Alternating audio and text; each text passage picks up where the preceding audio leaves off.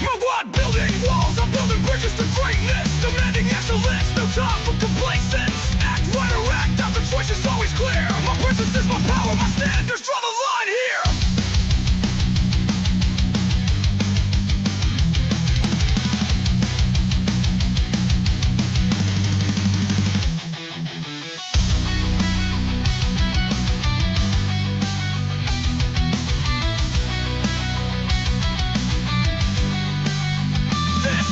Elevation, protocol, rising above the chaos, taking control. My values not negotiable, my worth is my law. Surrounding myself with excellence, that's what I saw.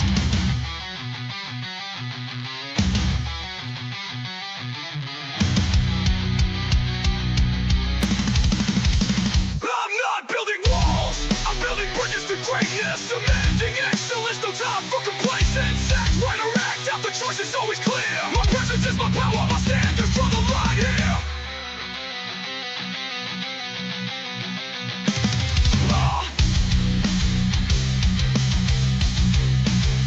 This is the elevation, protocol, rising above the chaos, taking control. My values not negotiable, my worth is my law. Surrounding myself with excellence, that's what I saw. This is the elevation, protocol, rising above the chaos, taking control. My values not negotiable, my worth is my law. Surrounding myself with excellence, that's what I saw. I'm not building walls, I'm building bridges to greatness, demanding excellence, no time for complacence. Act right or act out, the choice is always clear. My presence is my power, my standards draw the line here.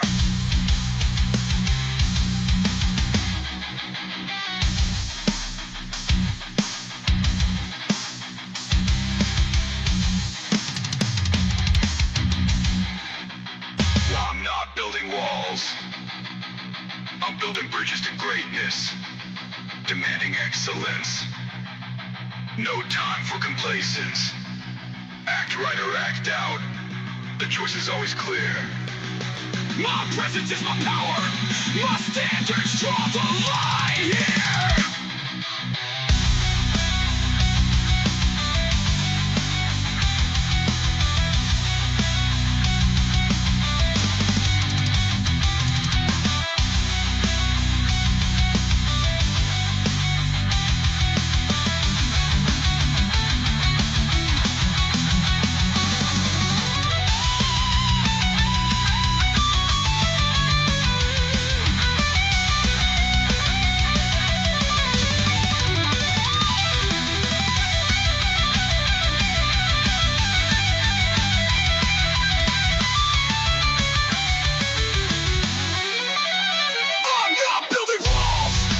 Bridges to greatness, demanding excellence, no time for complacence. Act right or act out, the choice is always clear. My presence is my power, my standards draw the line here.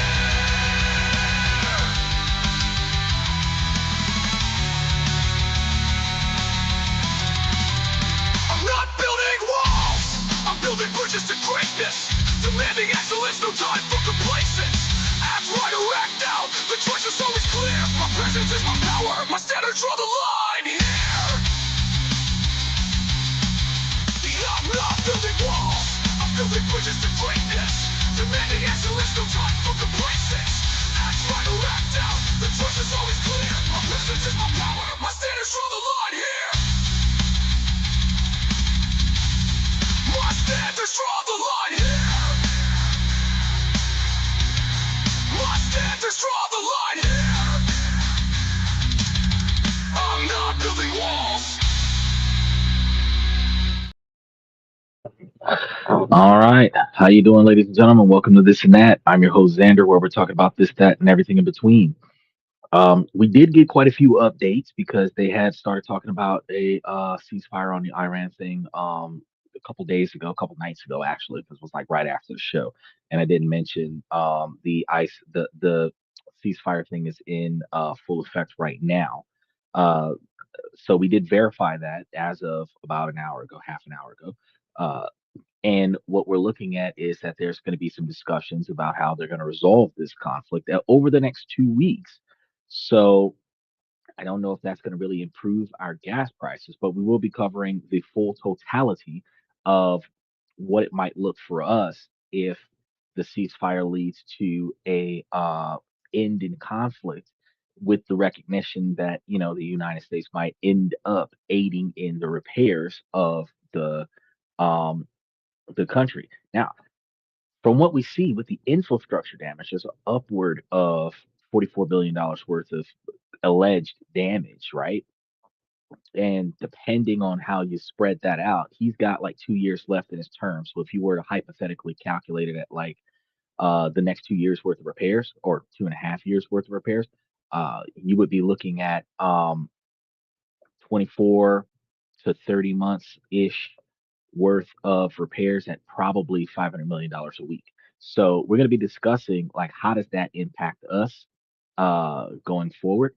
Then also any other information that we get, like what they negotiated with the DHS thing, if that did get resolved. Taxes is due by Wednesday, so if you don't finish your taxes, by Wednesday of this coming week, you're gonna be like up a creek as far as penalties and any tax deductions that you would have gotten. You're not going to get. Recognize that you do have to line item your overtime hours and make sure that you claim those overtime hours in your deductions. Um, if any event that you fail to do that, then you might find yourself in a position where you're not going to receive those deductions because you gotta claim them. So pay attention to that stuff. Now, here on this and that, where we're live 7 nights a week, one of the things we're going to tell you is that we do not let the sun rise without going live, but we don't always start on time. We're a little bit closer to our scheduled start time. But that's one of the main reasons why we ask you guys to like and subscribe and then potentially hit that notification button. Now, throughout tonight's show, we're going to be talking about going beyond the grind and building your ambitions. So, this will aid you in a personality development improvement discussion, which will overall improve your personal life and some of your professional life. So, understanding that, being live 7 nights a week, we cover different topics. Tonight being Friday night, we have on Sundays, we usually have questions and comments from the fans. Then on Mondays, we typically cover Monday, Tuesday, and Wednesday, we cover business and politics style discussions because Monday, how politics negatively impacts your ability to make, save, and invest money. Then on Tuesdays, different ways that you can potentially save, invest, start up businesses, earn other capital, budget your money so that you can have a better currency coming in. And then Wednesdays, we talk about different countries around the world that you can invest in.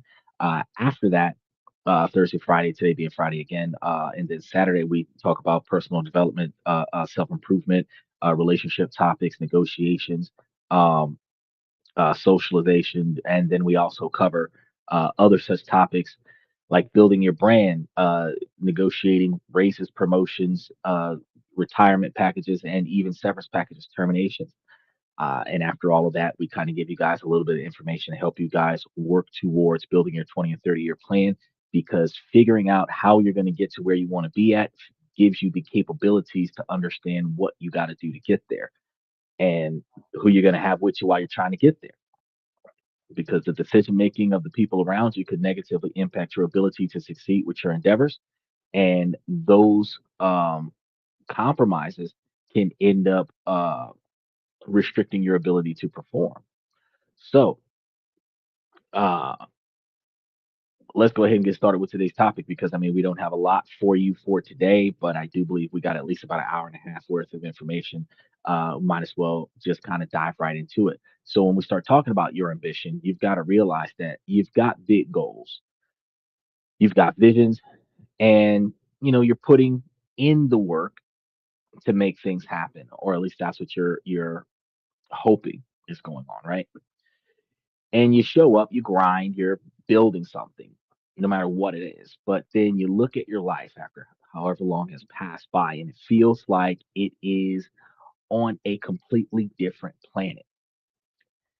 If you've ever noticed that, I mean, the people you date or the dynamic in your long term relationships uh, seem to be stuck in another gear entirely.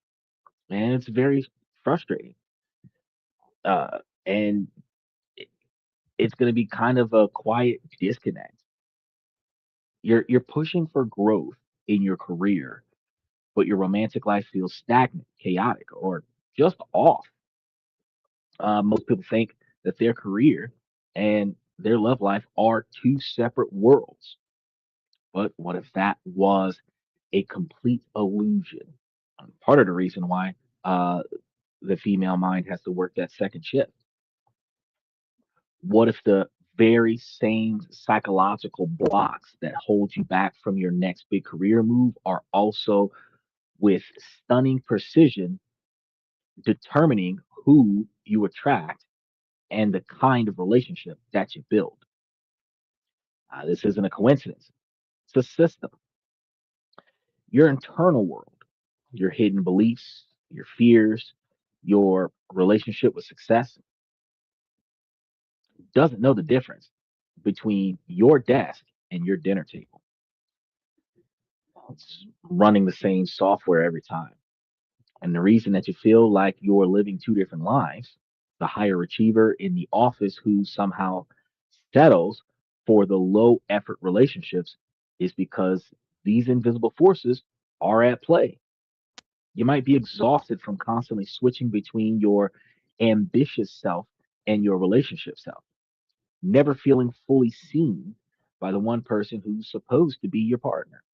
Now, the tension is going to be real here, and it's very, very draining. I don't know if you guys have ever understood or realized this, that when you're in a situation where you are not actually in the middle of a conflict with somebody or something, but you think about that conflict that you had with someone or about something, and you find the stress overwhelming. You find yourself drained. And when you find yourself in that position where you've kind of calmed down from getting yourself amped up by rethinking about the past, you find yourself exhausted, right? This can happen in your relationships too. And in tonight's show, we're connecting the dots. And we're going to unpack five core psychological blocks that dictate both your professional success and your romantic destiny. More importantly, I'm going to give you clear, actionable ways to dismantle them so that you can build a life where your ambition and your relationships are finally powerful and in sync. Now, this is going to be about ending the internal tug of war and becoming one whole person. Special shout out to Michael. He says mental stress leads to physical stress. Mental and psychological and emotional discomfort of any kind, be it stress, be it pain, anxiety, turns into physical pain. And we've covered this in a lot of situations. Those aches and pains that you have a lot of times could be coming from stress. And I know that we understand that migraines are like stress headaches, but ultimately a migraine is high blood pressure, high tension from high stress, which that high blood pressure causes poor circulation. Poor circulation can cause uh, lack of distribution of the appropriate ATP and NAD plus through the body, which prevents the regular oxygen to get into the muscles and everything that you need, which starts causing muscle spasms, which starts making you feel really, really shitty. And this is all before you end up with blood clots and heart failure and all this other issues. But understanding that stress leads to anxiety, anxiety leads to constant fear leads to hyperventilation, asthma, passing out, loss of oxygen, lightheadedness. There's a lot of stuff going on where your psychological and emotional state, your emotions, can directly, catastrophically impact your physical body. So you want to keep yourself in a position where your physical body is not under unnecessary strain for any reason. So first, we need to redefine what ambition really is. And for many of us, it's a synonym for hustling and grinding, right? And chasing external validations, typically more money and a better title at whatever you're trying to do. But that definition is exactly why so many ambitious people burn out and find their relationships in shambles. That's not real ambitious. It's a fragile, ego driven chase. And when ambition leads people to treat others as rugs on a ladder, research has shown that their personal relationships often pay the price. Real sustainable ambition isn't just a behavior, it's a deep psychological structure.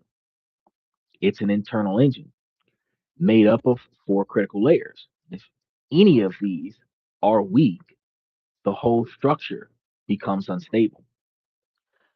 The first layer is going to be the vision.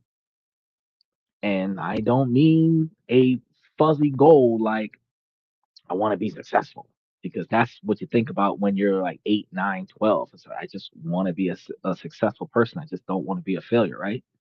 A real vision is a high definition, emotionally compelling picture of a future that you want. It answers, what problems do I have to solve?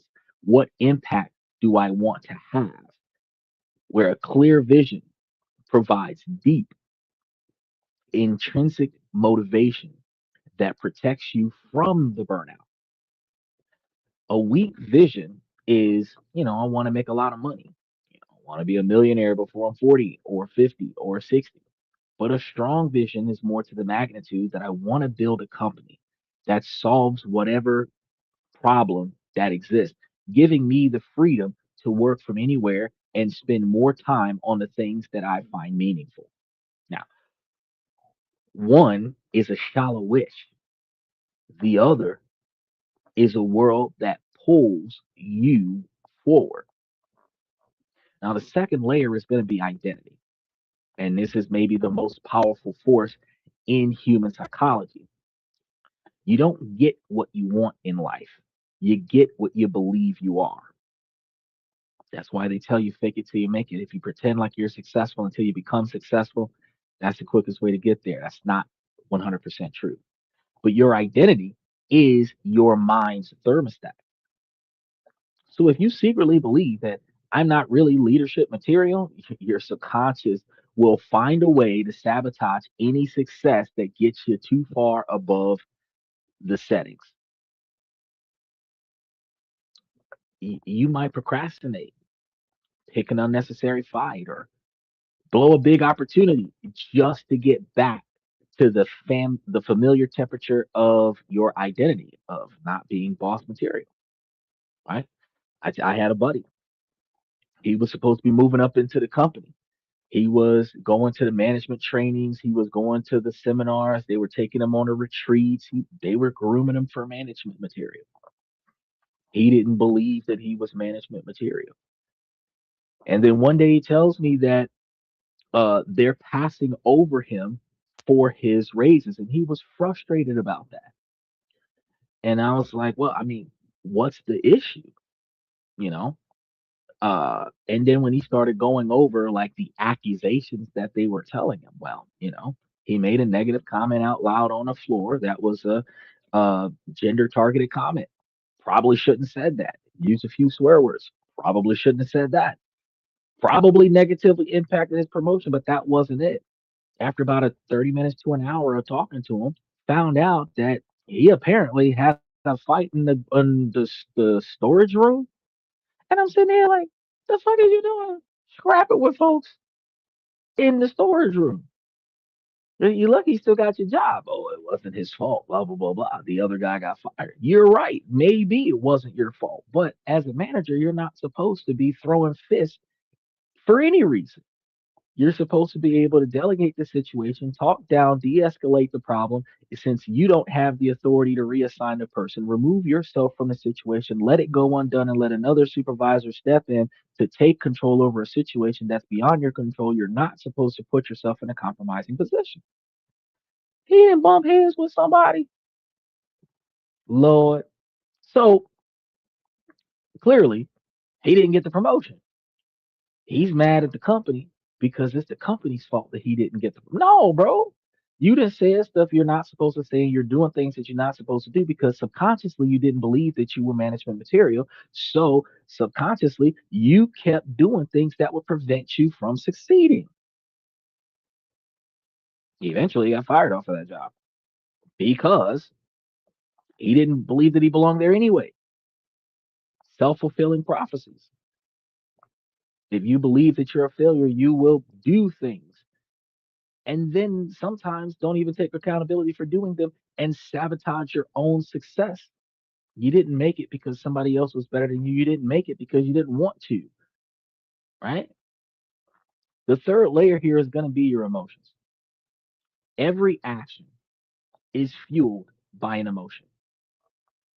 The question is, what kind of fuel are you using? Ambition can be fueled by passion and courtesy and curiosity, the unknown. So not just being nice and not just really wanting to accomplish something, but what if? That's clean, sustainable energy. Or it can be fueled by fear, shame, insecurity. Now that's the dirty fuel, right? It'll get you moving either way, but eventually that dirty fuel clogs your engine, leading to the anxiety and emptiness. Research on perfectionism makes this painfully clear. When ambition is driven by a fear of not being good enough, it's highly correlated with anxiety and depression. So you might be climbing a ladder, but you feel miserable the whole way up because your fuel is toxic. He says, see a lot of self sabotage in people. I think it is because they don't think they deserve it. That's exactly the point. That's exactly the point. A lot of times, a lot of times people will deliberately do things so that they don't succeed. And a lot of times people accidentally do things. There are other times where people are overwhelmed in the environment that they're in. And then the relief of letting go of the responsibility allows them in the moment to say, fuck it, I'll do something irresponsible. What's the worst that can happen? And then the worst that happens is that whatever you were aiming for, whatever you were striving for, is no longer accessible because your fuck it behavior led to a negative outcome that directly impacted your results, like a politician sleeping with a chick in the backseat of a car, or you know, a police officer with a minor in a hotel, or it just any kind of scenario where you just like, oh, it is what it is in the moment. And then after the fact, when your boss finds out, when your cabinet finds out, when your constituents find out, when the voters find out, because usually things that happen eventually come out. And when they do, it completely destroys whatever it is that you had built, right? And one of the worst parts about it is where extortion comes from is that typically people self sabotage and do things that isn't really all that wrong, but it is personally embarrassing. And as a result, they will do anything to keep that embarrassing moment from coming out into the light. And that's when they start paying lots of money and doing all kinds of compromising things, which kind of makes a bad situation worse to keep that negative behavior from their constant success. Now, those who don't have it like that usually find themselves failing instead of succeeding with the skeletons in the closet. But we've got to change the way we think about these things. Now, the final layer to this is going to be habits and motivation styles. Your habits translate your vision into reality. But what drives those habits?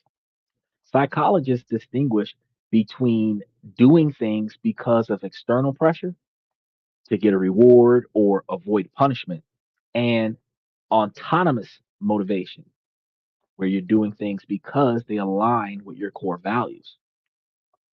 Research on high performers shows that autonomous motivation is a powerful buffer against burnout. while external motivation makes it worse. And this explains why those motivational videos burst out energy as soon as you think that you're going to do it, if that energy never lasts because they aren't connected to who you really are. It's just something that's in the moment. And it gives you that burst of motivation to get up and try something that doesn't really navigate what you're trying to accomplish. That's also one of the reasons why I tell you guys that when you're in a relationship and change is necessary, that you first decide to change for yourself before you start asking your partner to change. And one of the reasons being is because of this exact same dynamic. If their motivation to improve themselves is contingent to external validation from you, whenever they're not satisfied with you, they're not going to continue performing because they're not making that change for themselves. They're making that change for you. If you are making a change for yourself, and that will positively impact the other person, then you are going to stick to the change whether they change their behavior or not because you are improving for yourself. Now, in that dynamic, their behavior will not contradict your motivations to perform because you're not motivated by their satisfaction, which is your external validation. So, like Michael said, do things that make you happy. Happiness leads to higher levels of endorphins. That is true. Success leads to higher levels of endorphins. Success in the things that you value is even higher, right? The feeling lasts longer and the ability to achieve, you find yourself with way more energy. The ability to achieve goes way further. When these four layers, vision, identity, emotion, and motivation, are aligned, you have a powerful engine for achievement. When they're not, on the other hand, that instability doesn't just show up at work, it shows up in your living room. Now that we got what real ambition is, let's look at the saboteurs. Now, these are the five hidden psychological blocks that are quietly derailing your career and your relationship. The first block we have is limiting beliefs and the upper limits problem. He said, before I had money, I worried about everything. Yeah, before I stopped worrying about everything, money was the only thing I focused on. You reach a point in your life where you recognize that money is a tool, not a necessity. It is a tool to get the resources that you might need, but it is not a necessity. It is a tool. When you stop chasing money like it is your lifeline, you start finding more value in life. You start finding more value in the things that you try to accomplish. You start approaching um, situations in ways where your satisfaction is imminent. But a lot of times you find yourself, well, first and foremost, the problem that we had growing up is that we spent more money than we made. And then when we needed money for the things that mattered, we had already wasted the money on the things that didn't. Then we end up in a position where the um, things that don't matter we regret getting because the things that do matter we can't afford to have. Then we have situations where we're trying to cover the spread where we're not sure if we got enough money, but we have a timeline of performance. We have money coming in, but we're not sure if it's going to get here at the right time. We're trying to make sure that everything goes according to plan in that whole phase. You're stressed out because you are counting more money than you need, but you're counting more expenses than you have money for because you only have what's available, not what hasn't gotten here yet. And you have a due date that's around about when the extra money is supposed to come in, but it's more than what you have, but not as much as you're supposed to get, right? And when we're in that situation, even though the situation might work itself out eventually, you find yourself in a position where you're just stressed out for the sake of what if I don't have enough in time? In time. Not what if I don't have enough at all? What if I don't have enough in time? Like if I had more time, I would actually have enough. But Once you got enough money, once money is not an issue anymore, those types of worries stop going there. Once bad spending habits stops depleting your reservoir of capital, worry stops occurring. That's what people don't think about. Now, the first and sneakiest block is going to be that upper limit problem. It's why you self sabotage right when things are going great.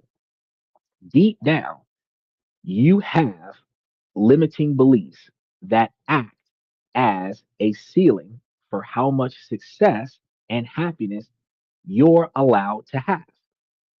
Beliefs like, I don't deserve to have it all, or real love doesn't last. I was having a conversation with my buddy just yesterday before the show, as a matter of fact, where we finally got to the bottom of the poor choices that he had in relationships, and he finally admitted to himself and to me that he was in a relationship of convenience that wasn't benefiting him, and then he ended up leaving that relationship on his own terms. And I explained to him that those long-term relationships that you're, well, they're not long-term, they're a couple of months on again, off again kind of situation, and then you end up pushing away from another person. The fact is that you're not after the person for the right reasons, and because you're not after that person for the right reasons, you are putting yourself in a guaranteed emotionally damaging situation, because that leads you to believe, you already probably believe it, that you don't deserve that happiness, so you're not going to stay in a happy situation. You probably are trying to get that self validation, that external validation from another person. So while you are not together, you're going to get a person that's also not together. Y'all are going to keep each other together during chaos, but that is a codependent relationship of convenience. Once one of you is no longer unstable, that person is going to pull away, leaving the other unstable person there holding the bag, which is not a good idea.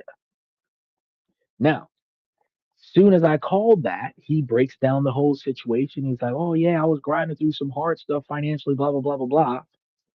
He's taking his girl out and everything to that effect.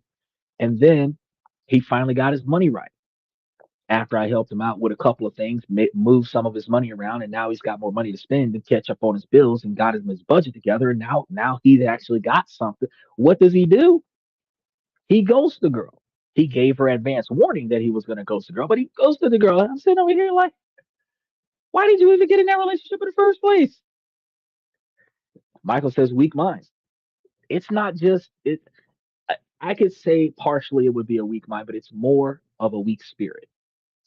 Okay. When you don't have faith in yourself, your value of yourself is low. No matter what society values you, if you value yourself even lower than that, whatever society is willing to offer you, you're going to believe that you don't deserve that. Then you're going to aim for something even worse than your perspective, even worse than your standard. So before your mind tricks you into believing that this is all that you're worth, your spirit has already given up on a situation and determined that either I only deserve to suffer, or I only deserve to be unhappy, or I don't deserve to be successful and happy and valued, and then forcibly make bad decisions that put you in a position where you're not happy, you're not satisfied, you're not valued, you're not in a good relationship, and all of this stuff is internal conflicts. He said you have been trained hard to break bad habits, but you can't do it. It is. He said, but no girlfriend now. No, he ain't got no girl. Well, she still texts him, but no girlfriend now, technically. But yeah, you can. It takes like 66 days to build a habit, and it takes twice as long to break a habit, in most scenarios. So if you've been doing the same thing for the last 5 years, at least 2.5 years of not doing it in order for you to say that you're comfortable to know that you can run another 2.5 years of not doing it. But it's going to fully break the habit. If you've been doing this for 5 years, it's going to take you 10 years of not doing it before you can say, yeah, I'm not going to do this. Right. That's why a drug addict that's been a drug addict for 10 years can be clean for 15 years and then fall off again because it would take them 20 years to fully be gone from the situation.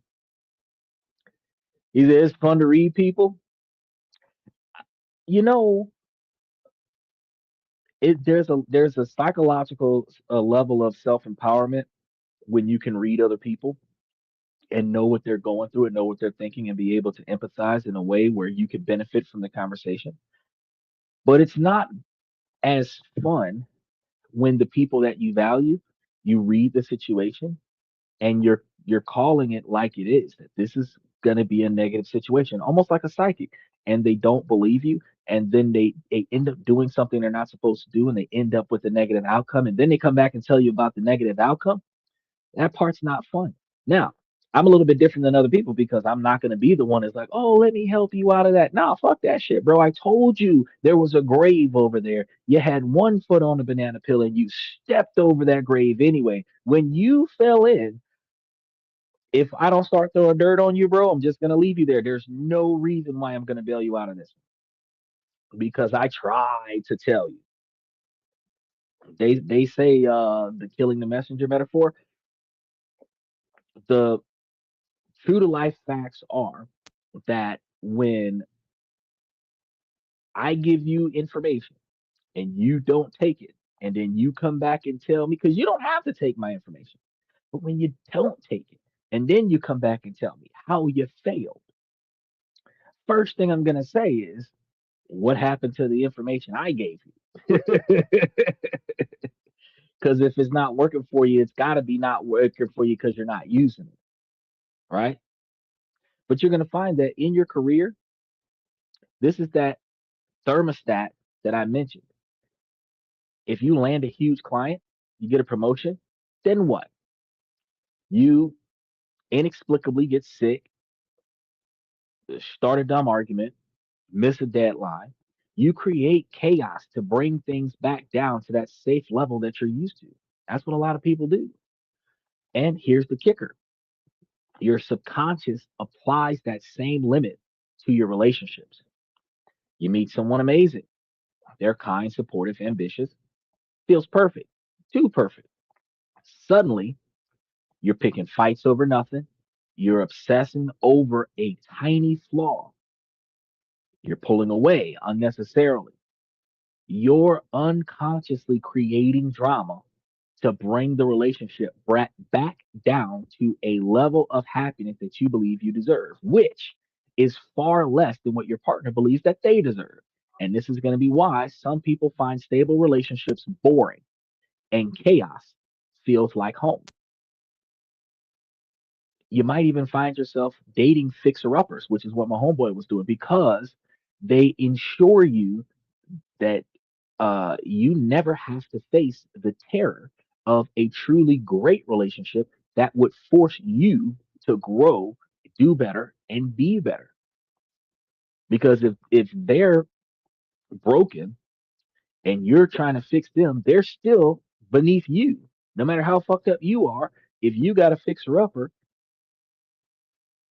nobody's paying attention to your flaws and failures because you're helping somebody else with their flaws and failures, which also distracts you subconsciously and consciously from paying attention to getting your shit together. Now, that puts you in a plateaued position, but it gives you an egotistical superiority to the other person because no matter how low down you are, you found somebody lower than you and you're trying to help them get up to your level. So, how do you fix this? You got to become a detective of your own patterns first. You got to keep a log for a month. Notice when you create drama for yourself or for someone else.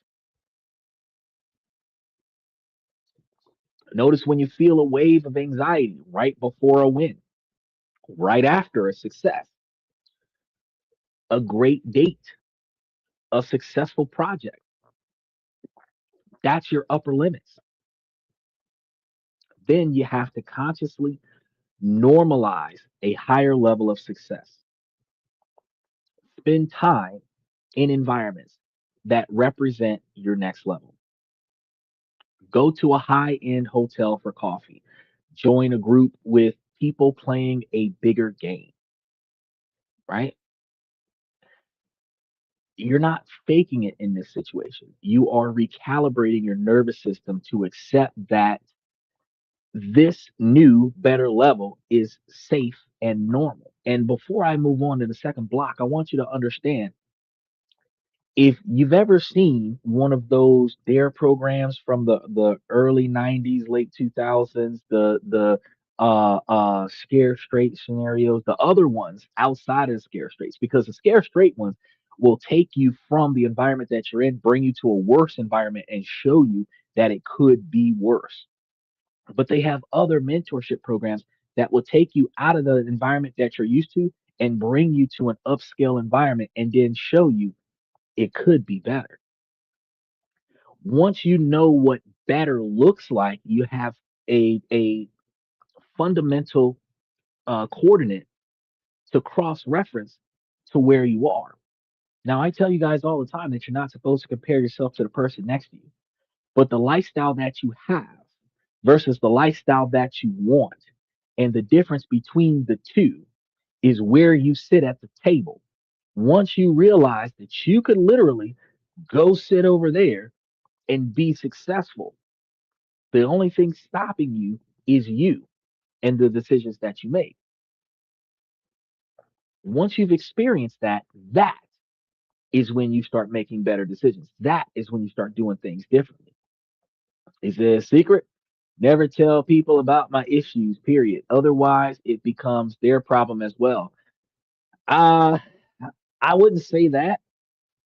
I would say that to the magnitude that I would not tell other people that are in my closer inner circle that I have problems, because they might utilize those problems as ammunition for sabotage in my network. And I know a lot of people will say, well, why are you getting the kind of friends that you can't trust? You're supposed to keep your enemies closer than you keep your friends. Your deepest, darkest secrets should only be disclosed to a complete stranger on the opposite side of the globe, as far away from you as possible, that has no value in you, no interest in you, and no interest in remembering the information that you gave to them, because they don't benefit from regurgitating that information anywhere else. As a result, them taking your deep secret and doing anything with it is not going to negatively impact you. For example, if you had a situation where you wanted to get some stuff off of your chest and you want to go to a therapist, you don't go to a therapist down the street from your house. I know that's what a lot of people do, but the therapist works and potentially lives in your city, in your neighborhood, potentially goes and gets coffee from the grocery stores that you get coffee from, shopping at the places that you shop at, go to the same movie theaters that you go to. If they ever talk about their job off the clock, what happened to you in your local neighborhood? When you go to a therapist, you go to a therapist on the other side of town. You go to a therapist in another city. And nowadays with fintech, you get on the phone and you have a therapist that's in another state. When they get off that call with you, they heard your problems. They provided you with the counsel that you needed. You unloaded, but your deepest, darkest secret is thousands of miles away from you with a person who could give two shits about who you are. That's the person that holds your secrets. The person that shows up and knocks on your door every day, the person that tags your social media platform every day, the person that updates your status on a regular basis, the person that represents you in-person social functions, that person should not know anything about you that could destroy you unless they were involved in it directly, right? Because that prevents the ultimately, when the people closest to you recognize as catastrophic failure, and I'm not talking about the humanizing vulnerability where you can empathize, like they crashed a car, you've crashed a car, empathizing. I'm not talking about that. I'm talking about when you really fucked up, like socially unacceptable fucked up, right? The people who find out about that would look down on you. You don't want your inner circle to lose value in you because you're going to them for whatever the case may be. And as a result, you got to be careful who you talk to about what. Yeah, your inner circle is supposed to have more core details about what's going on in your operation than your outer circle. But your personal failures in life, the deepest, darkest, like incriminating ones, typically needs to be a stranger on the opposite side of the globe, because that's the only way you're going to keep yourself from having that resurface. Because unless you do that person wrong, and typically you're going to hurt your friend's feelings at some point in your life, and you'll know that you know what kind of friend you have, because if even if you're in a one-on-one conversation and you point out one of your friend's flaws to help them improve, if your friend then throws it back in your face because you're trying to help your friend do better, they throw it back in your face, whatever failure that you have, you know that you've got a ticking time bomb as a friend. Because if you tell me that you don't know why you're not succeeding, and then I tell you, well, in my observation, these are some of the things that you do that could compromise your ability to succeed. And then in that conversation, this is a one-on-one conversation, and you come back and say, well, what about what you did when what about, you've got a ticking time bomb from a friend, because at the end of the day, it's not about me. You said you didn't know why you're not succeeding. I said, this is what I've seen that might be interfering with your success.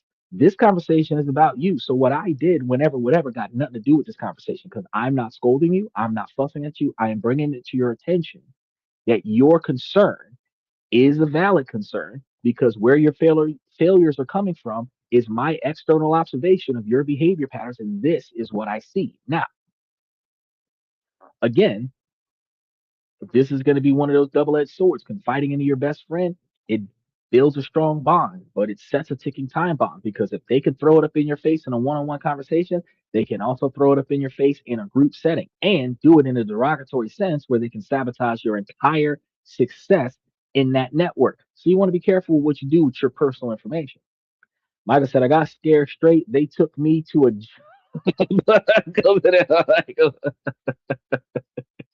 scared straight. I never had to deal with scared straight. Um, I know you're joking. I never had to deal with scared straight. What happened was,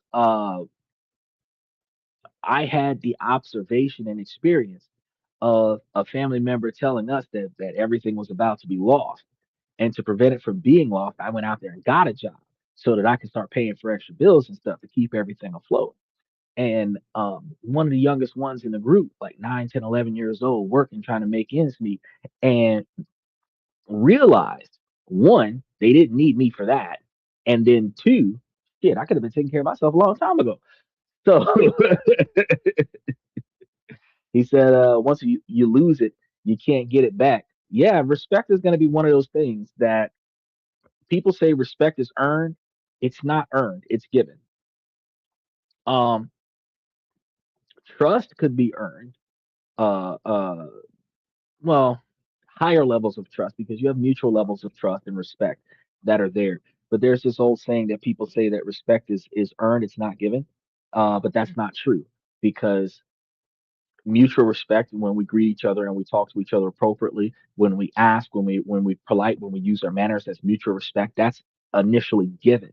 Higher levels of respect would be earned, like if you got promoted on a job and everybody's calling you ma'am or sir, if everybody's calling you by your job title, if you got elected into to local government, if you get hired as a police officer, they don't even identify you by name, sir, ma'am, officer, sergeant, deputy, lieutenant. That's it. Your whole identity is your rank in your position.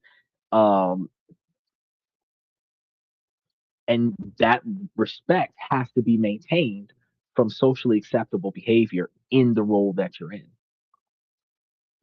But once you start misbehaving in the role that you're in, the respect that you lose in that location, you can't get that respect back. The only way that you're going to be respected anew is if you go to another location where nobody knows who you are, and pray that your past does not follow you.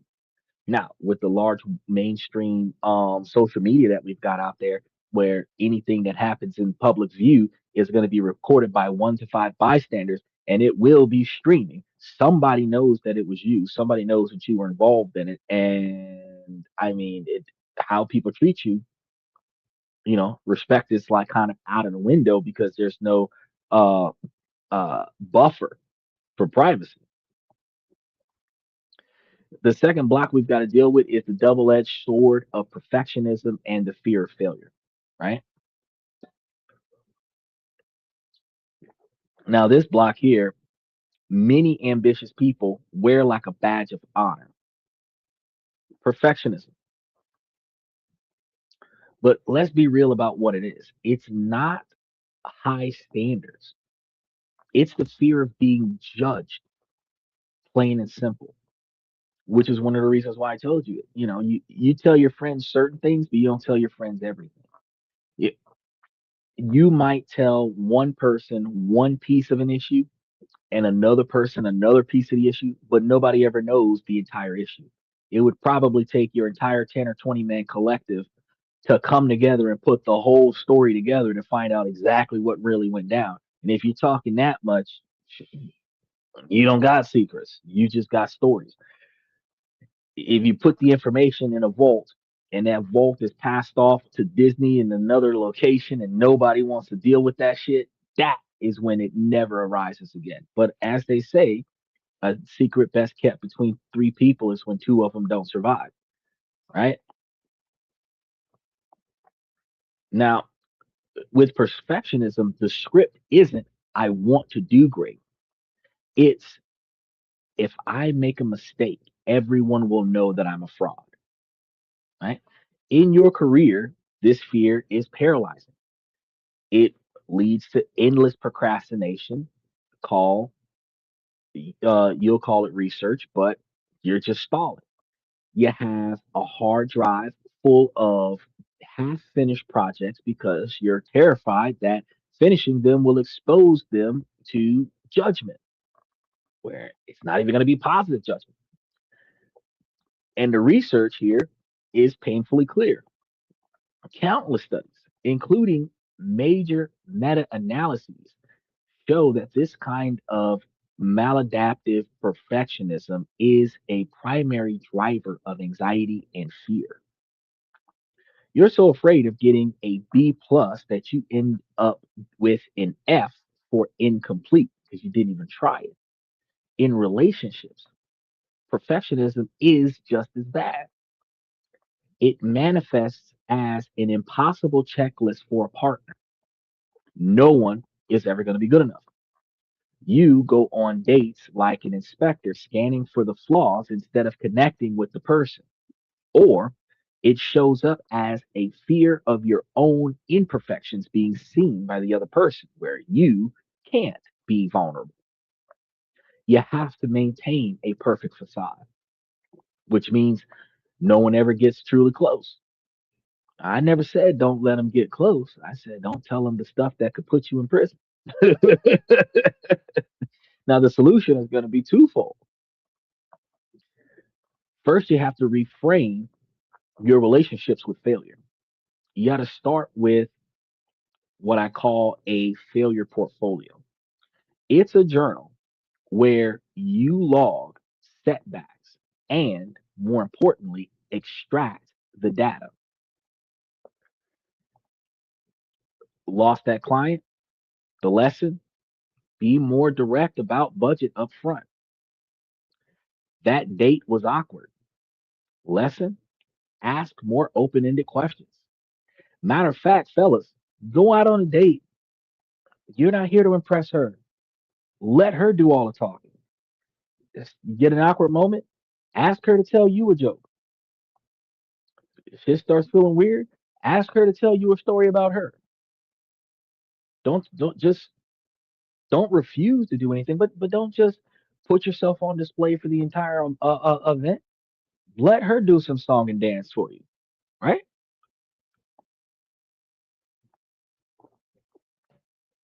The shit doesn't go the way it's supposed to go.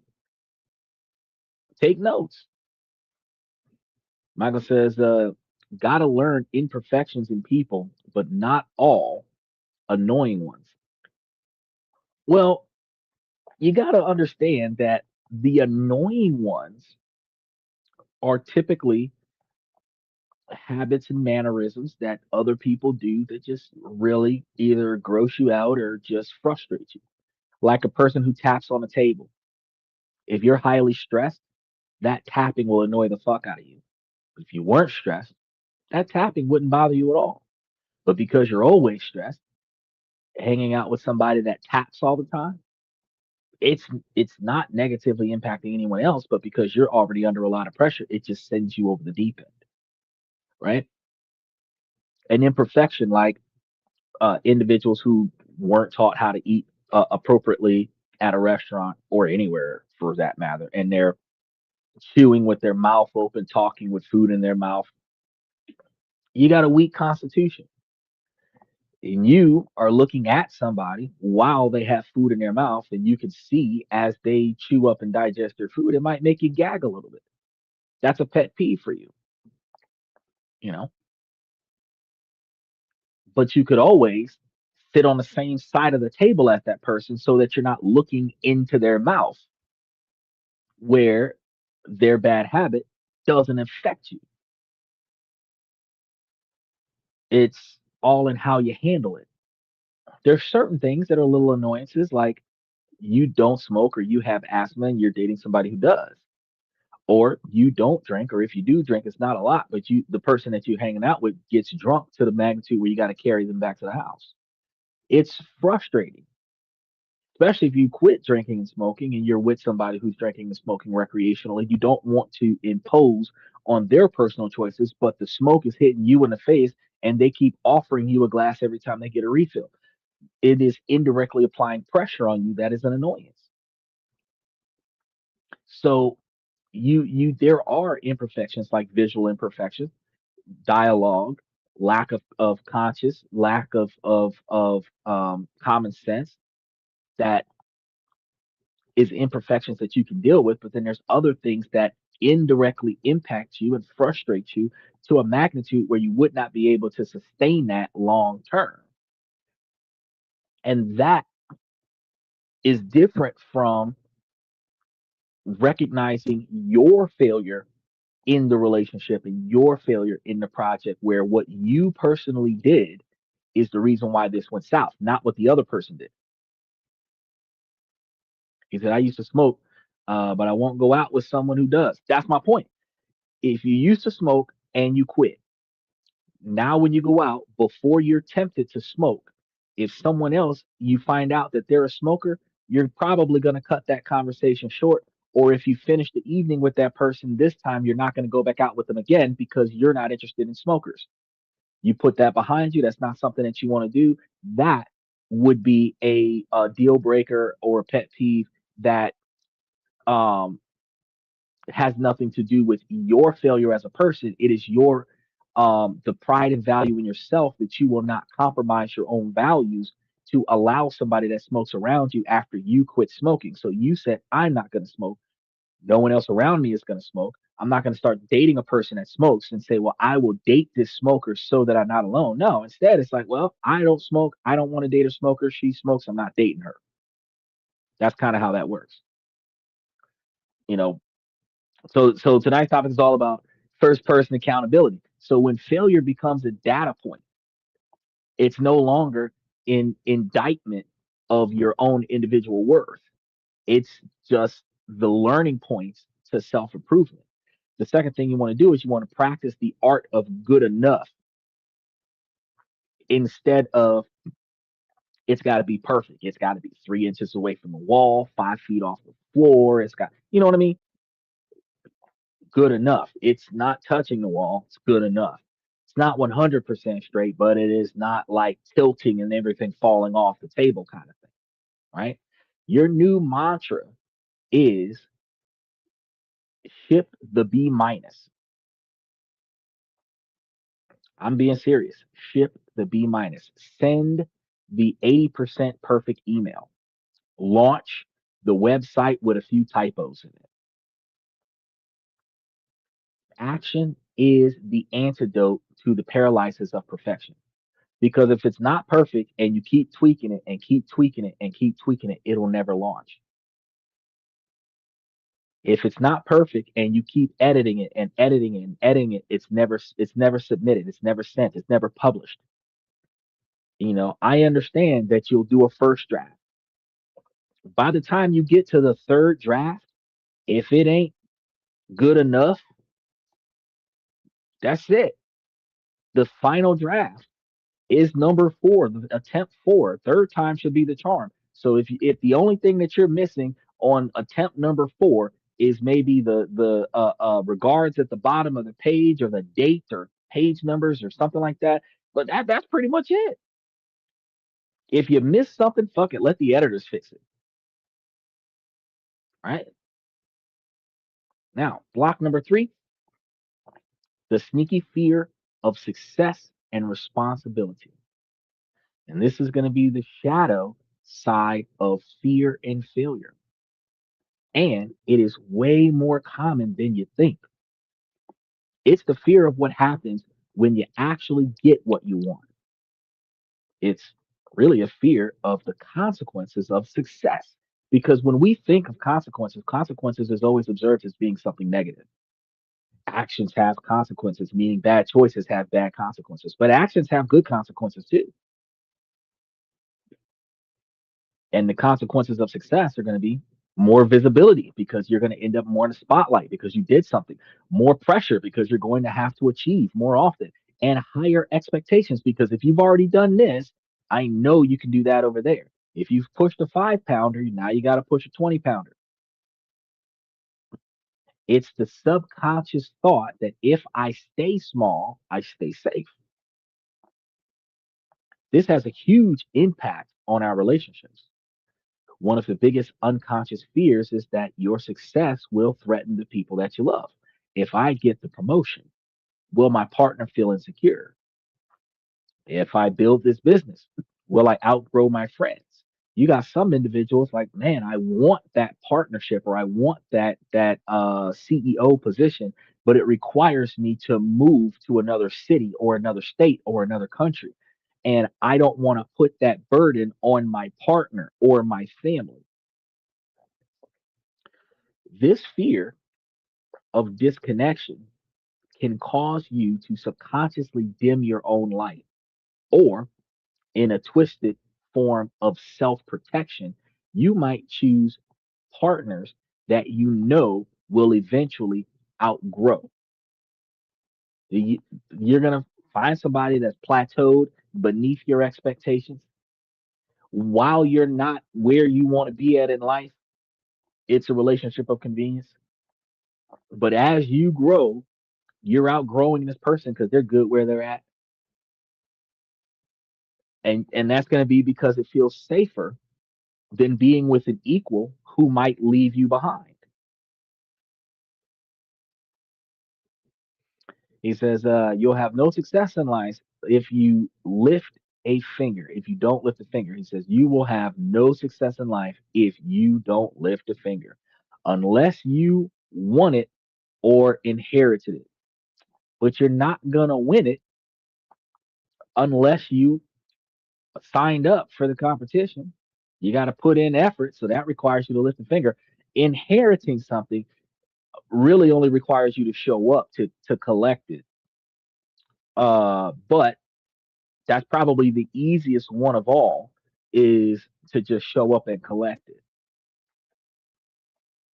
But you've got to know that somebody that you're related to passed and left something behind, and you have to know where to go and collect it. And you still got to lift a finger because you got to pick up a phone and call somebody, pick up a phone and text somebody, get an email from somebody, get a letter in the mail and respond to that letter. You still have to apply yourself. So you can't even win the lottery or inherit someone else's estate without putting some effort towards it. Because, I mean, yes, the success that you got came from somebody else.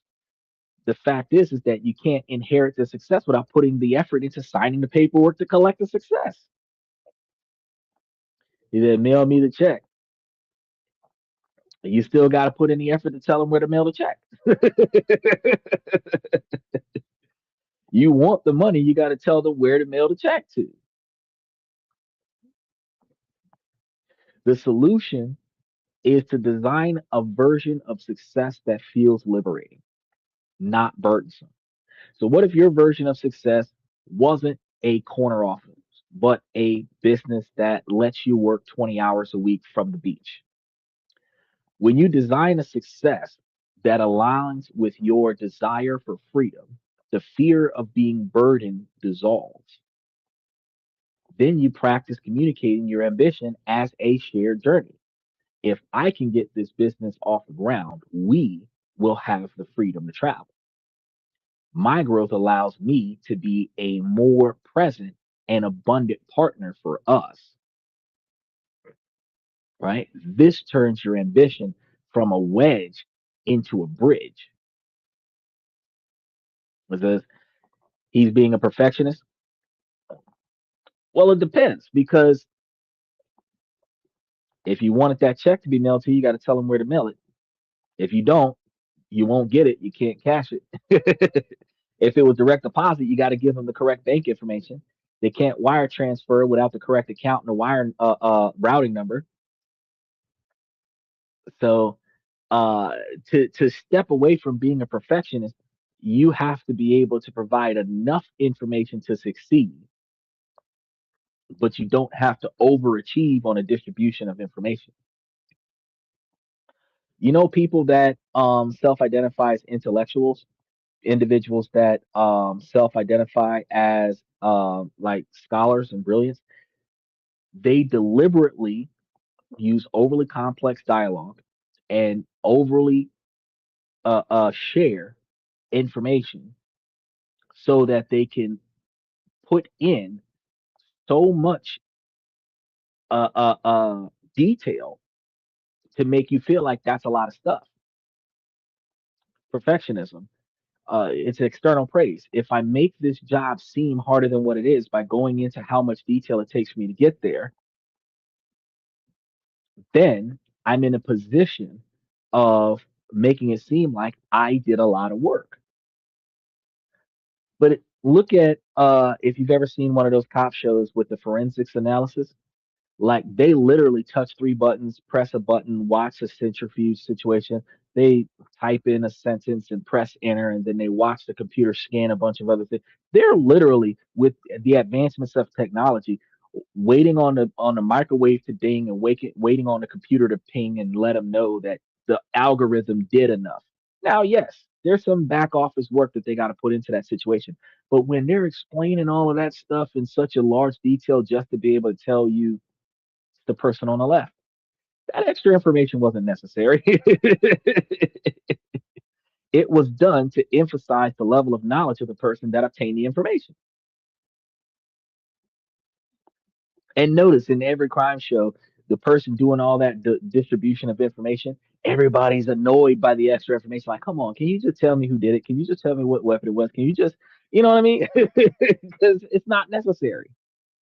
The overly intellectual, the perfectionism position. Michael said, I had an English teacher who was a perfectionist, had more red ink on my exams, giving you the feelings of job security. Well, yeah, that's actually going to be the outcome is that when you put all that extra effort into it, where it seems burdensome and nobody else knows how to do it, it does give you a sense of security with your job because if nobody else knows what to do because you made it seem so complicated, it makes you look smart. It makes people believe, like, wow, you're so good at what they do. It takes a lot of time, it takes a lot of practice, but you can also summarize it and be more concise. So focusing on your own personal success instead of thinking about, man, I want that corner office, I want that free time, you know, that free time to myself by getting that promotion, recognizing that promotion leaves you from being a brick and mortar worker to a digital nomad worker. That's what you're striving for. The fourth block, and we're halfway through this, so make sure that you guys like and subscribe. Emotional burnout and a scarcity mindset. So this block is an epidemic. It leads to burnout. And let's be clear, burnout isn't just being tired. It is a specific psychological state of chronic emotional and mental exhaustion. A widely cited uh, Deloitte survey found that a staggering 77% of professionals have experienced burnout at their current job. And their studies confirm the vast majority say that it negatively impacts their personal relationships. When you're burned out, your brain is in survival mode. And this is a catastrophic scenario for your relationship to be in. And burnout is an intimacy killer. And the flood of stress hormones will shut down the parts of your brain responsible for empathy and desire. So you become irritable and have zero patience for anybody's bullshit. And your relationship stops feeling like a refuge and starts feeling like another job. And this often creates a toxic dynamic where one partner starts doing everything to keep things afloat and grows resentful while the burned out partner withdraws even more because of the resentment. Michael says, what would you rather have in life? A corner office or more free time? No shit, bro. More free time. Fuck that office. He said, I quit. That's what happens after a while of putting in more effort than the other person. You get tired of doing it. They could have stopped because they're psychologically and emotionally burned out. But when you observe yourself carrying the load far too often, you will start developing the resentment that will lead you to feel psychologically and emotionally burnt out. And one of y'all is going to quit. Special shout out to Steven. He says, free time all day long. Fuck yeah, when you doing shit from the time you wake up to the time you go to bed, you're tired of doing shit. You want to have that life where you actually don't have to get out of bed, but you should still get out of bed. But having that free time where you can now spend 2 hours out of your day trying to figure out what am I going to do for the next 4 hours? That would be a good vacation for us, for those of us that are always on the grind, always on the go, always with stuff to do. The solution here is going to be a radical shift from time management to what high performance coaches call energy management. Because your energy is your most precious resource, especially as men, because our mojo is based on whatever energy we got left. If we exhausted all of our energy at work, when we come home, we are not in the mood. You find us in a mood on our day off, not on a day when we'd have been unloading trucks for the last 12 hours. Especially since the guys got to do all the work most of the time. We don't really have much mood left, especially over the age of 30. You know what I mean? So you got to protect this. You got to protect your energy. That means non negotiable expectations for behavior around your sleep and your recovery time. But the most powerful strategy is the power of subtraction. So for the next 30 days, instead of asking, what can I add to be more productive today, since you're already doing too much shit, ask, what can I subtract to be less drained? This could be a pointless meeting. This could be doom scrolling or even a friendship that leaves you feeling exhausted. He said Viagra. Viagra don't help, bro. It's a blood pressure medication. You know what the problem is with the thought of Viagra? A lot of guys and girls too will believe that, taking a little blue pill will work on a lot of things. When you are going through the motions, even with intimacy, you will find yourself less willing to get started. You'll find yourself less willing to stay in it. You don't have the psychological and emotional drive. It starts feeling like cardio. It starts feeling like work, right? You start getting disappointed like Al Bundy when Peggy wanted to get some. It's not the same dynamic as you really want to be with this person. right? So the motivation to want to do it mentally is not going to be replaced by a little blue pill. Yeah, you could take a little blue pill and get the erection and perform, but you wouldn't have the actual desire in the performance, which means that your performance is going to be less involved. He said, "Will you hear that? No, he's a lap dog now." That's the point. That's the point.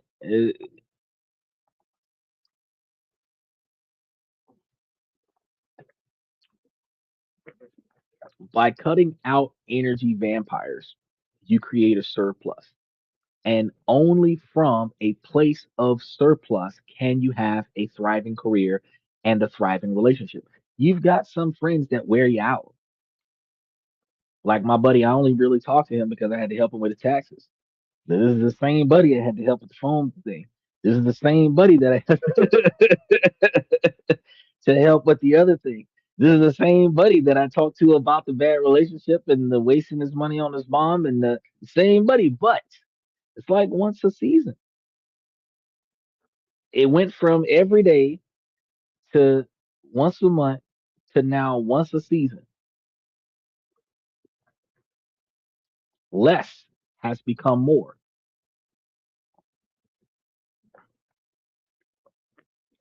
Block number 5: insecure attachment and fear of real intimacy. And this is going to be yet another thing.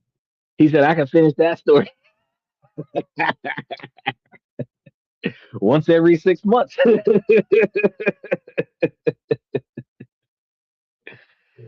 No, I look at the bank accounts and then I hit him up and be like, hey, the money ain't right.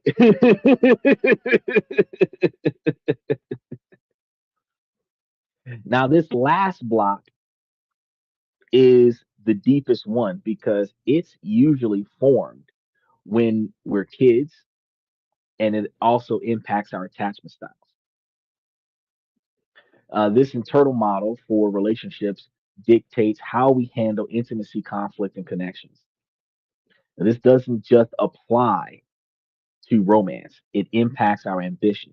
So, if you have an anxious attachment style, you might become a workaholic. So, if you are a workaholic, you might understand that you have an anxious attachment style that overworking to prove your worth to your job and soothe your internal anxiety. When you find yourself duty bound to your job where you just can't stay home on your day off because your job needs you. No, the fuck they don't. You don't go in, somebody will, or they'll just run that bitch shorthanded. The motherfucker will not close if your ass don't show up. Now, if you don't show up often enough, they'll replace you, but you ain't got to go in every time. If you're a salary employee, once you put your hours in, you don't have to go in every time. I mean, if you're a cop, maybe.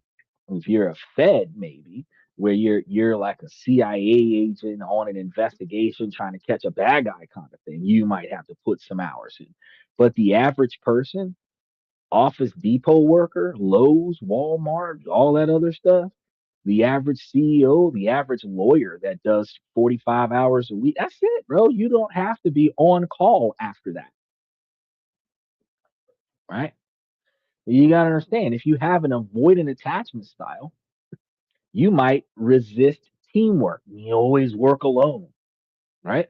Or you keep your goals vague to maintain a sense of detached independence, capping your ambition. Because if there's no details, like I want to be successful, you can define that as anything. You can successfully survive the day without losing your life, and that be successful. You can be successful and not spend the extra money that you have in your pocket, and that could be successful. You could be successful and not be one of the ones that got fired this week, but you could still be living the same lifestyle that you're not satisfied with, and that is a level of non success because what if I elevated my lifestyle? I can't afford the new lifestyle, right? So, of course, the most direct impact this is going to have is going to be on love. The anxiously attached person is going to fear abandonment. often choosing emotionally unavailable partners because the dynamic of winning them over feels familiar. The avoidant attachment person is terrified of being smothered. So when a partner gets too close, they feel a primal urge to flee, pushing a good person away because intimacy feels like a threat. The solution starts with self awareness.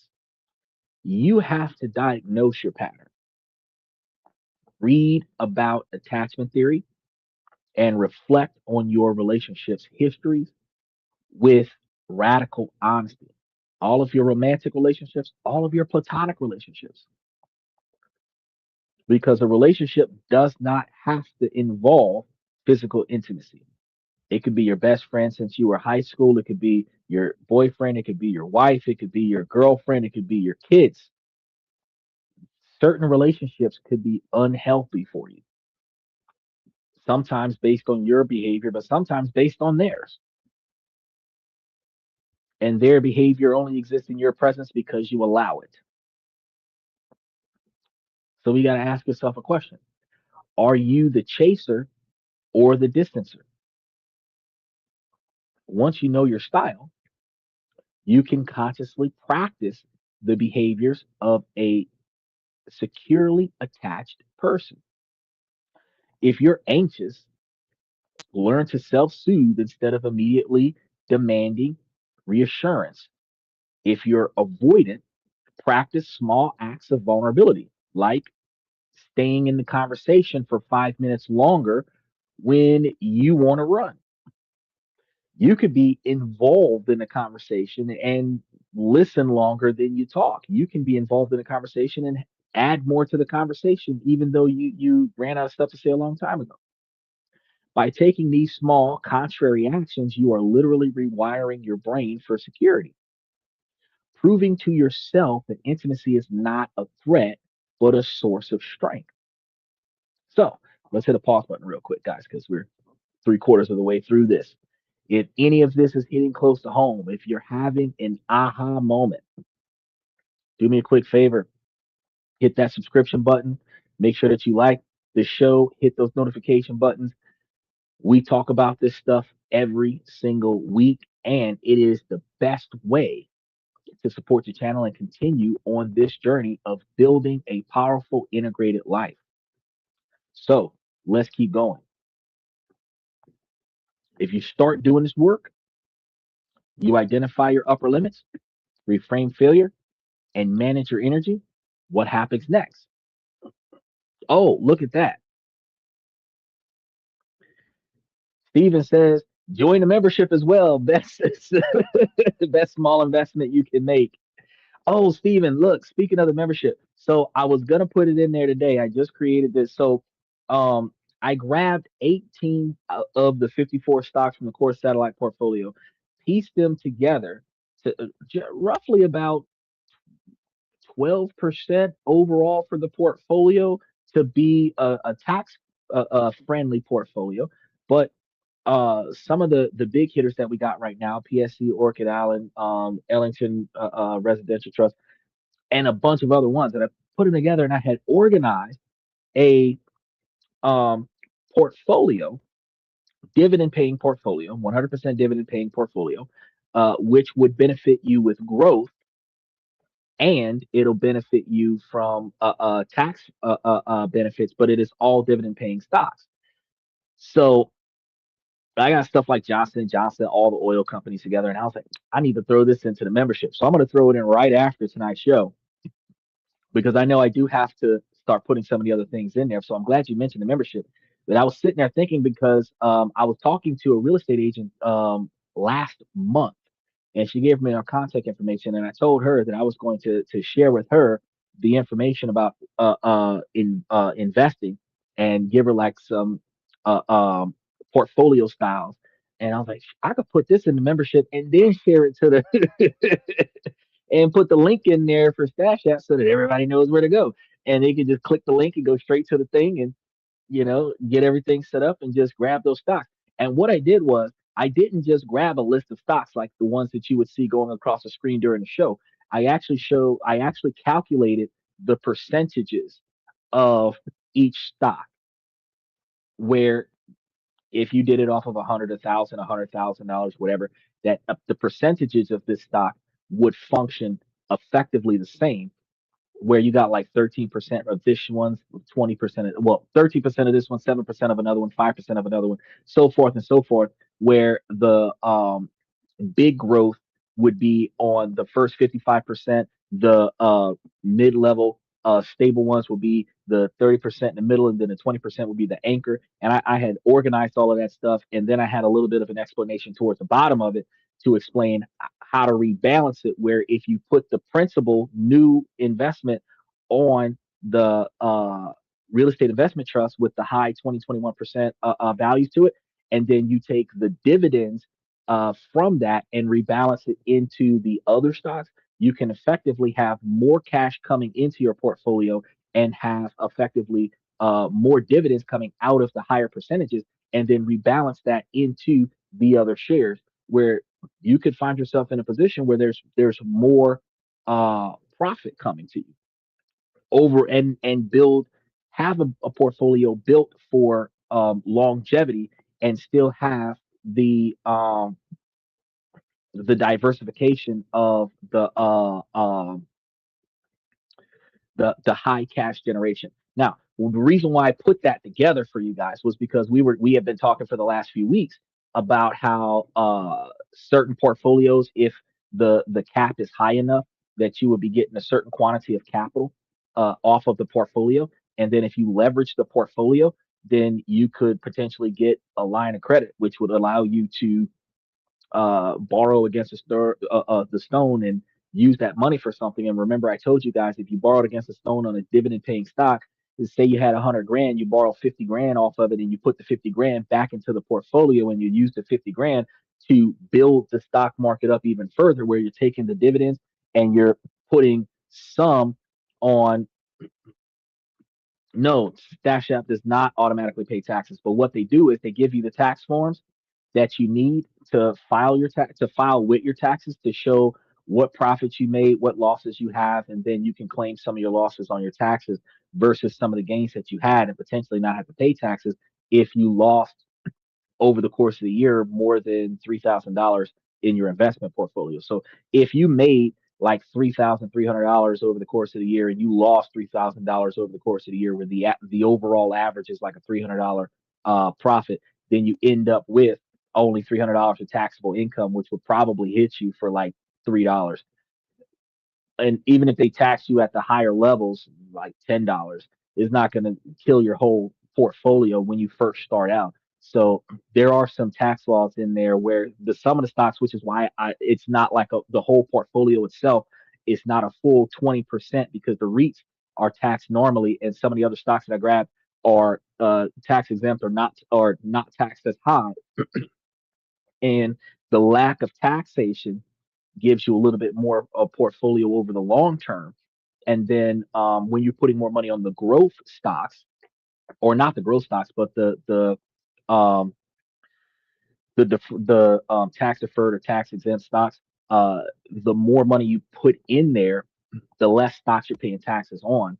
And then you're going to have the rest of the stocks that you're going to be borrowing against. So you can find yourself in a situation where you can build it up to borrow against it, pay it down, borrow against it, pay it down, and keep yourself in a zero tax bracket, and still be able to find a way to have some of that money to cover your standard of living. Where if you had 100 grand and you're living a $30,000 lifestyle, you have 100 grand and you borrow 50 grand out, and then you have your 30,000 for your lifestyle, and you putting the other 20 grand back into the portfolio, and you're rebalancing and paying down at the same time. You can find yourself with a higher portfolio, and your standard living is covered for the year, where the profits from the portfolio paying off the debt tax exempt, called the tax blanket situation. So I put that together, and I'm like, yeah, I'm gonna go ahead and stick that in. I just didn't get around to doing it because I actually had a couple of clients that I did before the show, and then by the time I realized it, I was like, oh, I gotta start. But yeah, I'm glad that you mentioned that, because I'm putting stuff in there on a regular basis. It's been a week, I think, since the last time I threw something else. No, it's been almost a week since I threw something in there, but I'm going to start throwing a lot of stuff in there since the next month is already set up for us. I'm going to be throwing some stuff in there to make sure that we get what we need to keep you guys on the up and up. Now, um, during uh, this particular change, the entire romantic landscape around you is going to change when you start making improvements with yourself. The people that you attract and are attracted to shift completely. And this is one of the things I was telling my buddy the other day. Because if you change the way you behave, you will not discourage people that you would want to be in your presence. And when you change the way you behave, you will not encourage people that you don't want to be in your presence to be in your presence. And ladies, you also pay attention to this heavily. Assortive mating and raising your value principle. This is the first principle. There's a well documented principle in sociology called the assortive mating principle. Put simply, like attracts like. People tend to pair up with partners who match them in key areas like intelligence, value, and yes, their level of ambition. Now, I understand that women have been learning through the feminist model to identify their value based on what characteristics they value in a man. And that allows them to find common value with a man if that man has the same uh, uh, success level as she does or more. However, your values don't necessarily have to be self ascribed to your career. Your value could be the masculine values that you bring to the table, your personality and characteristics, your beliefs versus her feminine values that she brings to the table with her uh, uh, uh, characteristics, her personalities, and her beliefs. And if you have some common values where you both find yourselves traditional family oriented individuals, you would bond better than independent person trying to partner with a family oriented person or a self sufficient person trying to partner with a lone wolf that doesn't want to have partners. So when you begin to heal your psychological blocks, the most important thing that changes is your own perceived value. So when you operate from a belief that you are flawed, you unconsciously signal this and attract partners who confirm it. You tailor disrespect because someone uh, on their level you believe is going to give you what you deserve. So you tolerate it, but you will tailor yourself to disrespect because you will tolerate on some level and on other people's levels your belief that this is what you deserve. But as you build a secure identity, your perception of your own value skyrockets. You no longer see yourself as a project to be fixed, but as a prize to be won. Not just a I'm the prize, go girl. Ooh. No, like seriously, you are a person of value. And this naturally makes you more selective. So you stop swiping right on low effort profiles. You start asking different questions on dates. And instead of what do you do for fun, because I don't give a fuck what you do for fun. I want to know how I'm going to benefit from you being with me, right? You're now asking, what are you passionate about? What's your ambition? Where do you want to be at in your life? Your standards rise to meet your rising self worth. You one of those guys, passport bros, you're gonna fly to another country and you're gonna uh grab a chick from the Philippines and bring her back to the United States. Your first question isn't gonna be what does she do for fun in the Philippines? Your first question is probably gonna be Are you willing to relocate to my country? Do you have kids that you'd have to relocate with you? Do you have pets that you can't live without that you'd have to relocate with you? And am I going to be the one paying to relocate you? Because if your goal is to bring her with you, her being willing to go is more important than what the fuck she does for fun. Because whatever it is that she does for fun on an island is not going to be the same thing that she's going to be doing for fun in a landlocked state. She ain't going to the beach no more. She going to the pond if you can find one. See what I'm saying? Your non-negotiable expectations for behavior, where you see yourself in your future, and how you expect this person to incorporate themselves into your future. That's going to be where your questions are going to come from. Principle two, shifting from a preference for chaos to a desire for contribution. Contribution isn't always financial contribution, right? Contribution is outside of the bedroom. So you're not knocking boots. That's not contributions. It's the ability to aid in keeping things organized. It's the ability to cover the spread. If I can't do something, you're going to do it for me, kind of thing. If I'm going to burn the kitchen down trying to cook because I'm in two places at one time, if you cook so that I can do this part because I have to do this part, but I don't have to do that part, then you take pressure off of my plate. If you take the car to the mechanic because I don't have time to take it to the mechanic, then we can work the situation out. I can drop the car off at the mechanic, go to work. You can pick the car up from the mechanic, bring the car to me on my break, and then I can bring you back to the other car on my break, and then you can take the car home. We can work this out where you aid me in not being in two places at once, and that's a contribution, right? Now that's going to go both ways, but the fact is that the contribution from a first person perspective is you have to find a person that is contributing towards you the same way you are willing to contribute towards them. So when your inner world is defined by insecurity and fear, you are unconsciously drawn to that chaos. Dramatic, unpredictable relationships feel compelling because they match your internal state. You mistaken the anxiety of an unhealthy attachment pattern for chemistry. That butterflies in your stomach? No, that's hypervigilance. As you heal, your attractions fundamentally shift. You stop being drawn to chaos. You start being deeply attracted to stability, consistency, and contribution.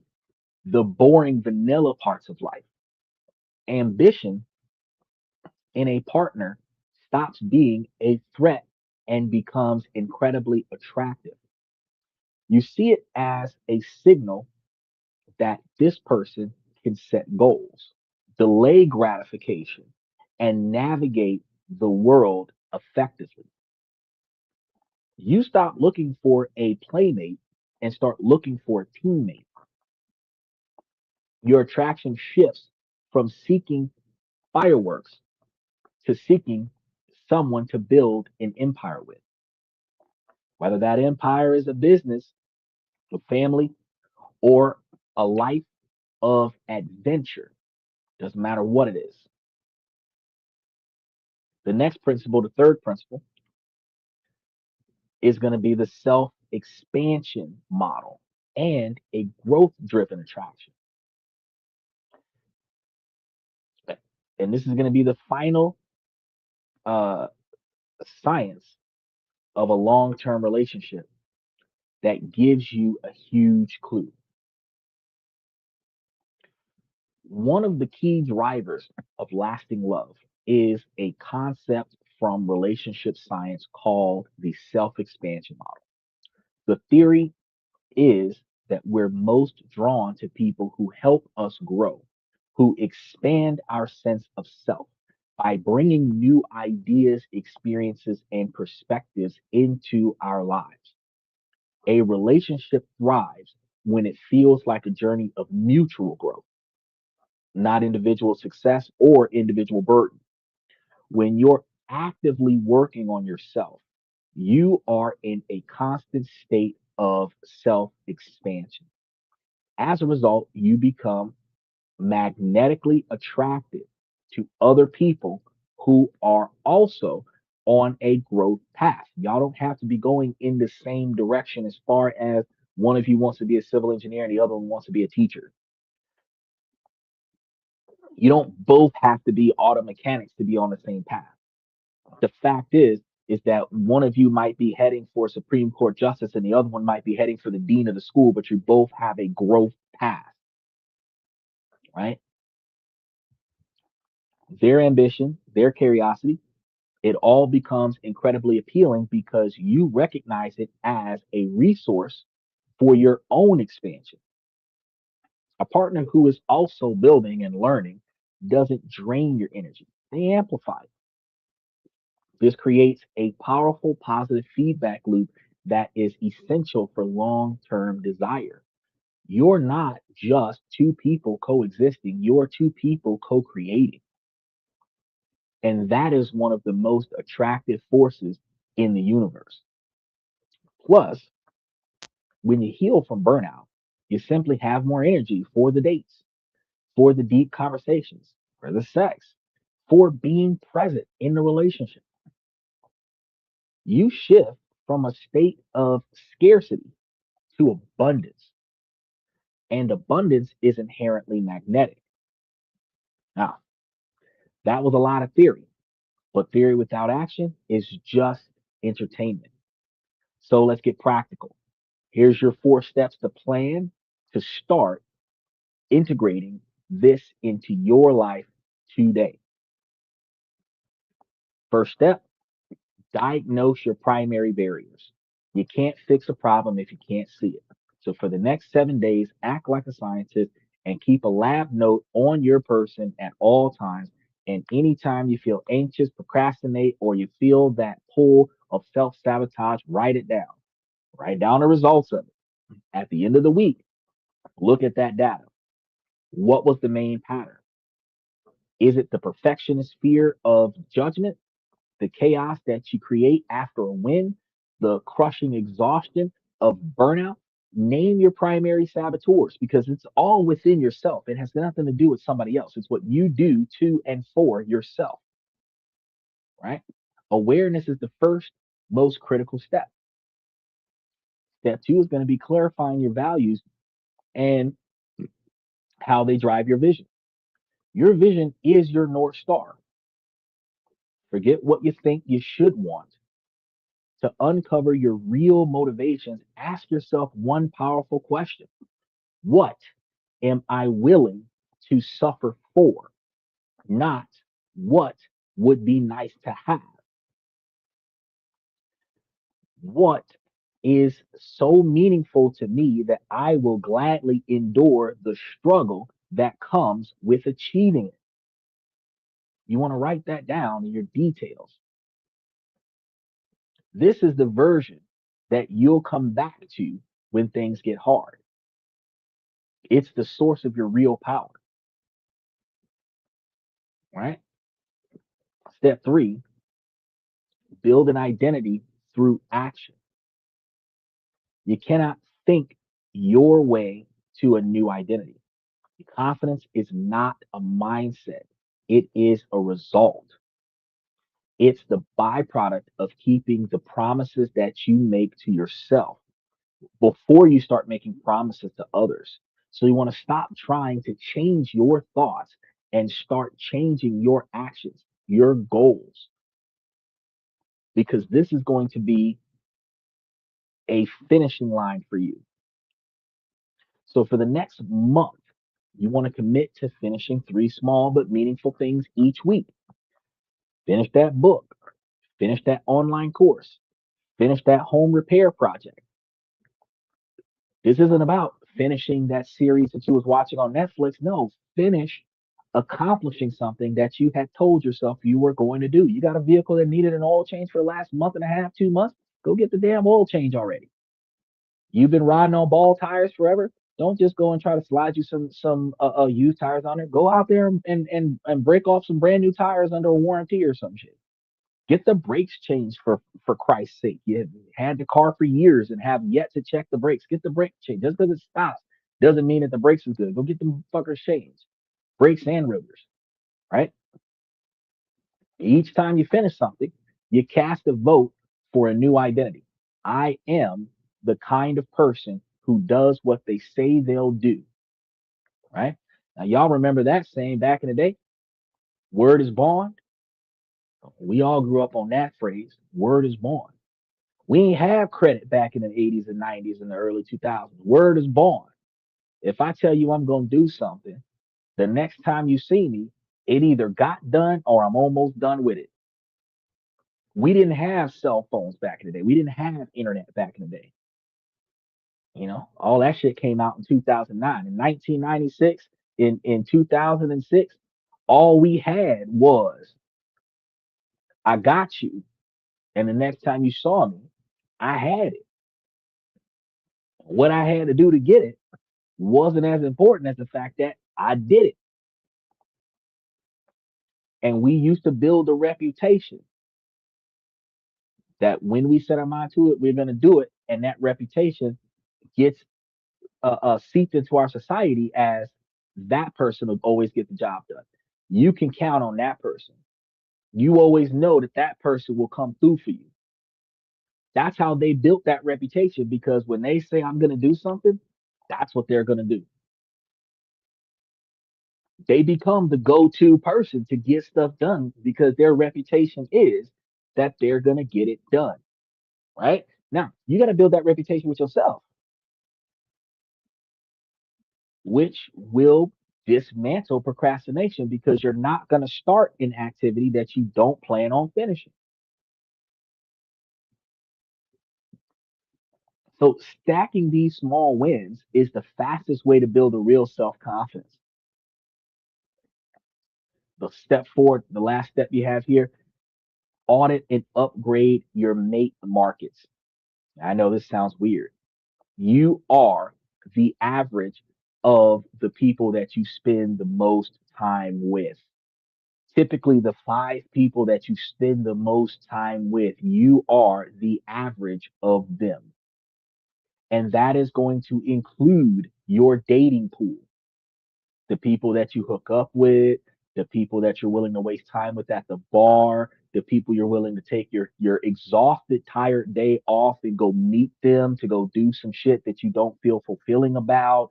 All of that is included in the people that you spend the most time with.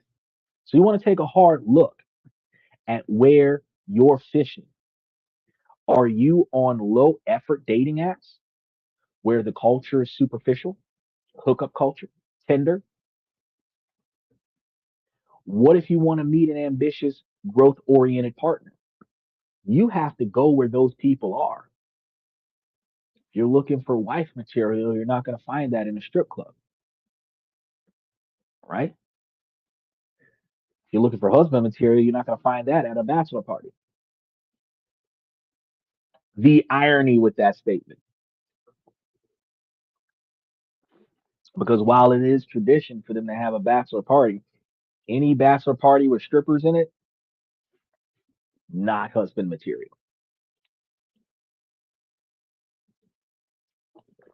So think about this. This could be co working spaces, professional workshops, niche fitness communities, like a climbing gym, volunteering organizations, or personal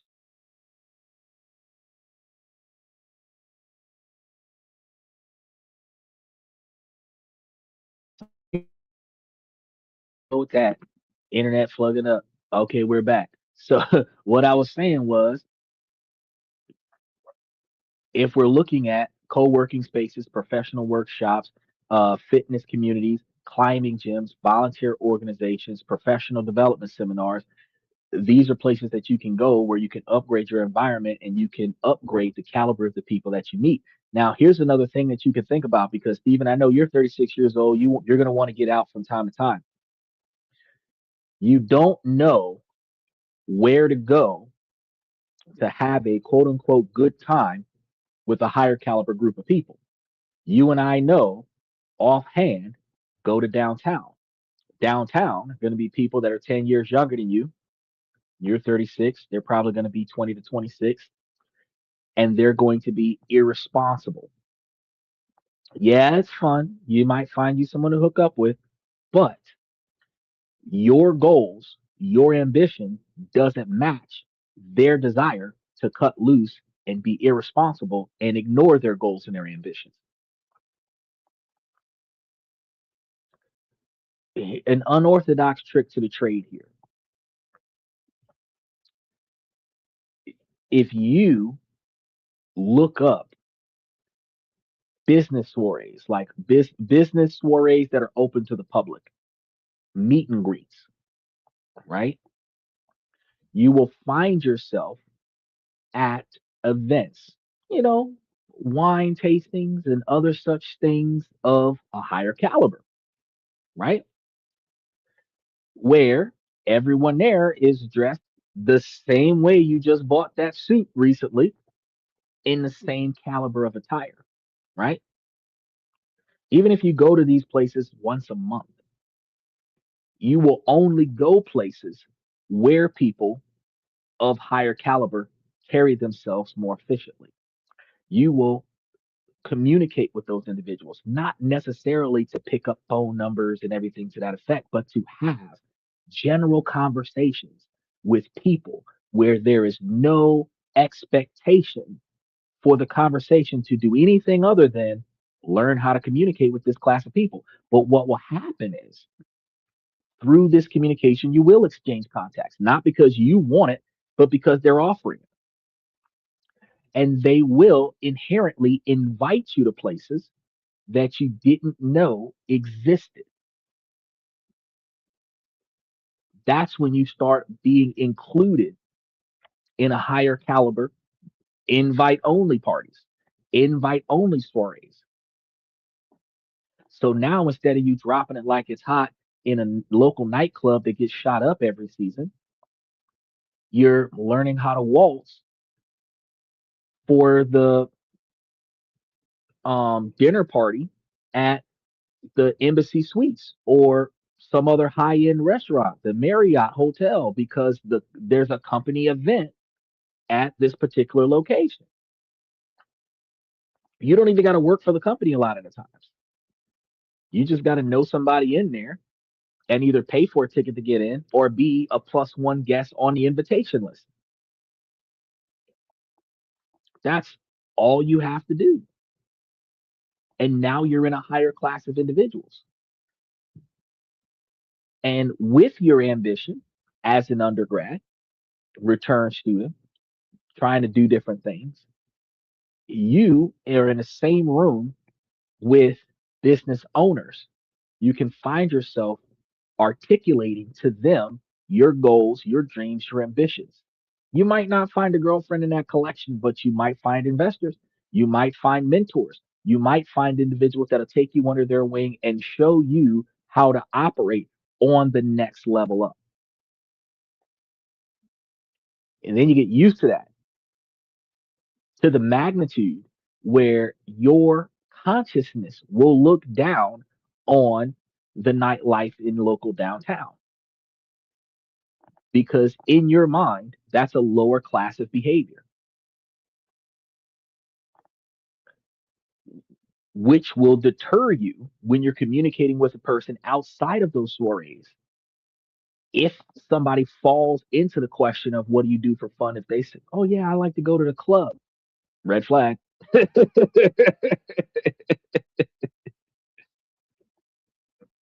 I have dinner parties at hotels with business executives. You guys aren't on the same level. That's when you start understanding the difference in your mentality. You want to find somebody as good as you, if not better than you, because while men deserve to date up, it is a dynamic that I was taught, and I'm going to teach it to you guys. That if you find someone that is better than you, that gives you a goal to surpass them, that's your motivation to be better. If you're at a five and you find a seven and you can reach that eight, that's a growth scenario. And if you're motivating that seven to be a nine, that's pushing you to be a 10. You're always climbing. But if you're at a five and you find a three, you're trying to get to a seven, you make it to a six, you're too far from that three. You start looking at sixes. Your relationship isn't going to last. That's what I'm trying to get you to understand. The mentality shift. For years, you may have felt a huge disconnect between the person that you are at work and the person that you are in your relationships and at the house. But the point is, that disconnect was never real. It was always just a symptom of underlying psychological factors.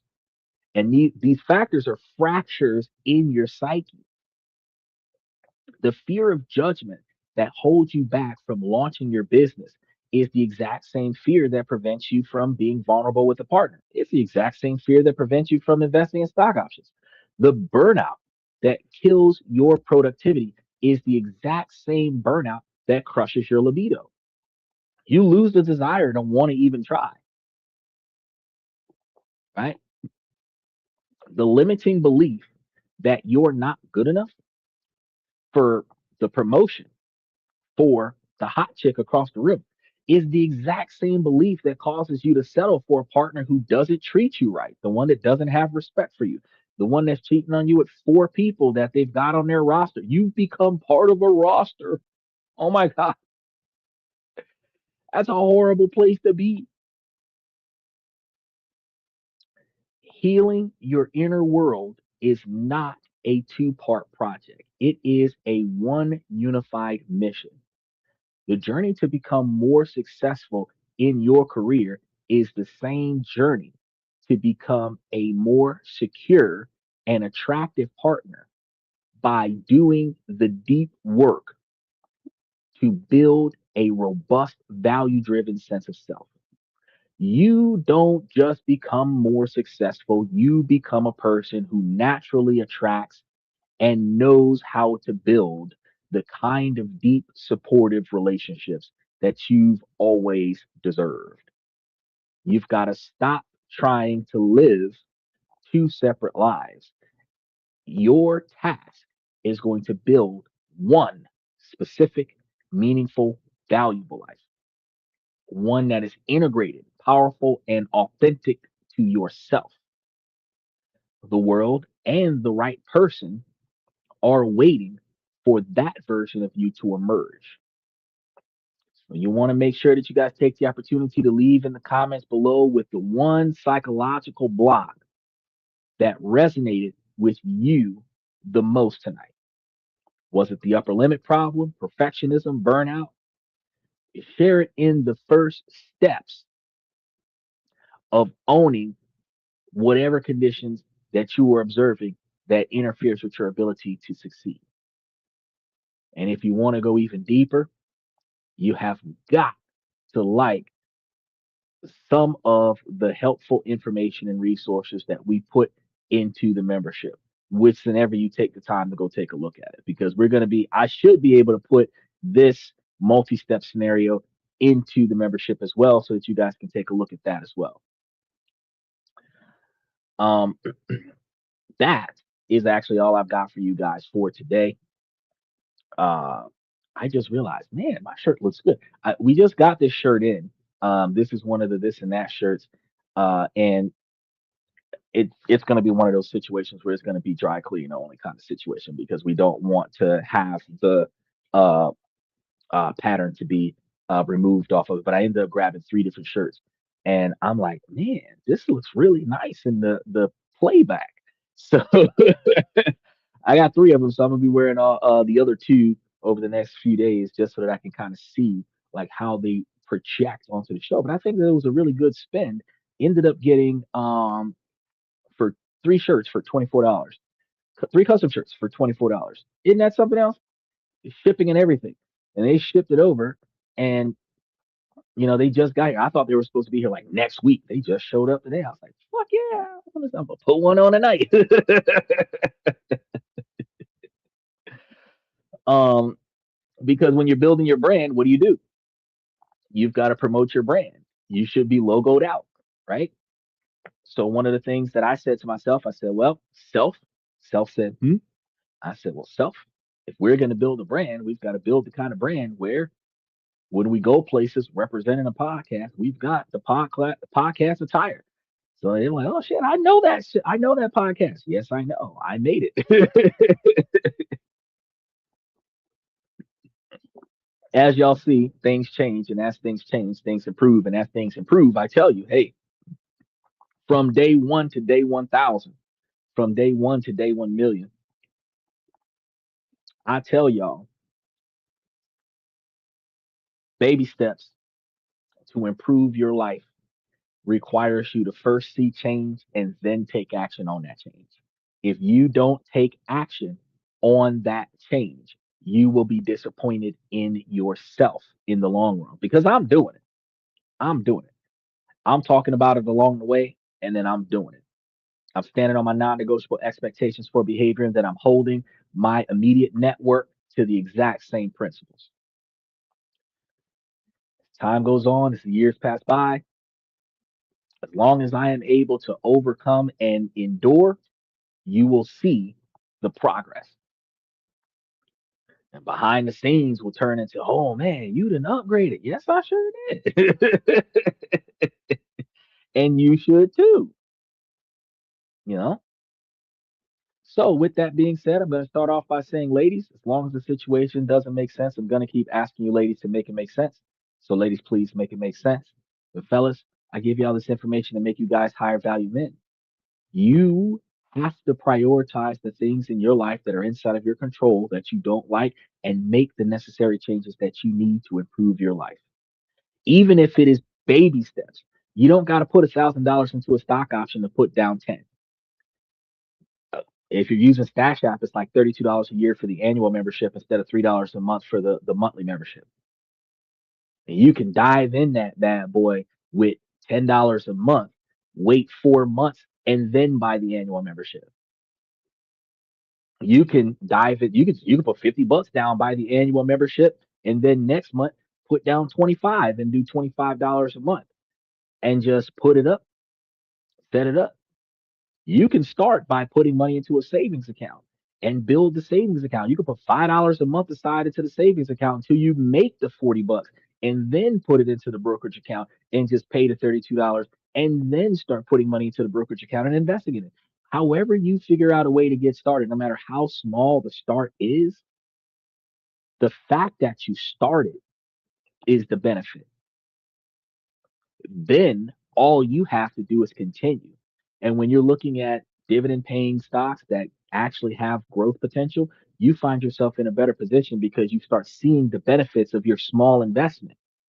When you're seeing the benefit of your small investment, you start seeing the potential growth engine that will aid you in larger investments. You will start redirecting larger quantities of capital to those investments. If you find yourself in a position where you would have wasted money on bad decisions, where that capital was accessible somewhere in a savings account or something like that, and you instead of indulging yourself in that bad decision, you redirect the capital from what would have been a spent bad decision to the brokerage account. Doesn't matter. Case of beer, $40. Put $40 into the brokerage account instead. You will find yourself that each one of the bad decisions that you used to make last year in 2025, each one of the bad decisions that you would have made in 2020 is a good decision that you've invested into yourself for your future. Once you start seeing that growth engine working for you, that's when you start saying, shoot, I'm literally going to take $500 a month out of my paycheck and just force it into my brokerage account so that I can then benefit from the dividends. Weeks and months that get tough, where you go from, instead of saying I got to borrow money from X, Y, and Z, I am instead not going to put extra money into the principal this month. I am instead going to keep that money to pay for the unexpected emergency. Because since you took the money out of your spending, out of your discretionary, and force it into investments, it is now a habit to invest it. Once you recognize, hey, I got to stop investing for this month so that I can take care of that, your growth is just still growing. You don't have to pull from your principal, right? And that's why I tell you guys, you got to make these changes for yourself. Now, ladies, while this is a male driven podcast for the male's perspective, you too can take this information and make yourselves higher value women. You have to find your 20 or 30-year plan. You have to find your end goal, go into detail, reverse engineer it all the way down to the steps that you need to take today. Proactively start performing those steps. Keep your eyes and ears open for the characteristics, the personality, the ambition, the drive, the motivation. And when you find that person that meshes well with the things that you're trying to accomplish, that is when you proactively put forth the effort to get that person to get you to your goal just as fast, or twice as fast, as a matter of fact, because two people get you to a million faster than one. But it's got to be two goal oriented, driven people, because if you have a coattail rider with you, that person is going to make it harder for you to get there. The more often that you have to waste money on somebody else's efforts, the more often that you have to offset and cover the spread of their financially bad choices, the less likely you're going to reach your goal at whatever timeline you set. And the lack of meeting that goal by a specific time will demoralize you. I thought I was going to get here in 2 years. It's been 5. It'll demoralize you. But if I thought I was going to get there in 10 years and it's been 4 and I've already gotten there, and I can start doing more. You have the drive and ambition to get there faster. If you're drawing 20% back from your brokerage, from part of your brokerage, and you're putting that back into your brokerage in a different location and then adding more to your brokerage on top of that, you will see the growth happen a lot faster. Once you start crossing over that 100 grand threshold where you can borrow against a stone, then you start seeing the benefits of what I'm talking about, where your dividends are giving you more money than the monthly payments of your line of credit. Now you're like, shoot, I can take 50% put down, pay it down. I can take 25 more percent out, put it up and put more down. I can continue to just overly expand my portfolio by borrowing against the asset, reinvesting the extra capital into the asset, increasing the asset by 25% or 50%, where it goes from being 100 grand to 150 grand in no time flat. And now the principal is sitting there being paid down by the dividends. I can keep my money in my pocket and just do that, because 50 grand going in there today might generate me a hell of a lot more than me trying to get 50 grand in there over the course of 3 years. The cost of doing business. But when you reach a point in your life where it's time to stop and your 100 grand is paid down to the 300 grand that gets paid down to the 500 grand that gets paid down, you can leverage that. Because if you're getting 50 grand or 60 grand a year off of your $500,000, your standard of living is paid for, especially if your standard of living is less than that. If your standard of living is half of that, that's even better, because you can now put 30 grand back, keep 30 grand. You don't ever got to do shit. You can always do the same. You can keep leveraging half of your portfolio, putting it up there, and just paying it down. You can find yourself in a position where your LLC can benefit from your high credit status and get you an SBA loan for another 50 grand, where you're now taking money from here and paying off the SBA thing. There's so many different ways that you can go about getting this done.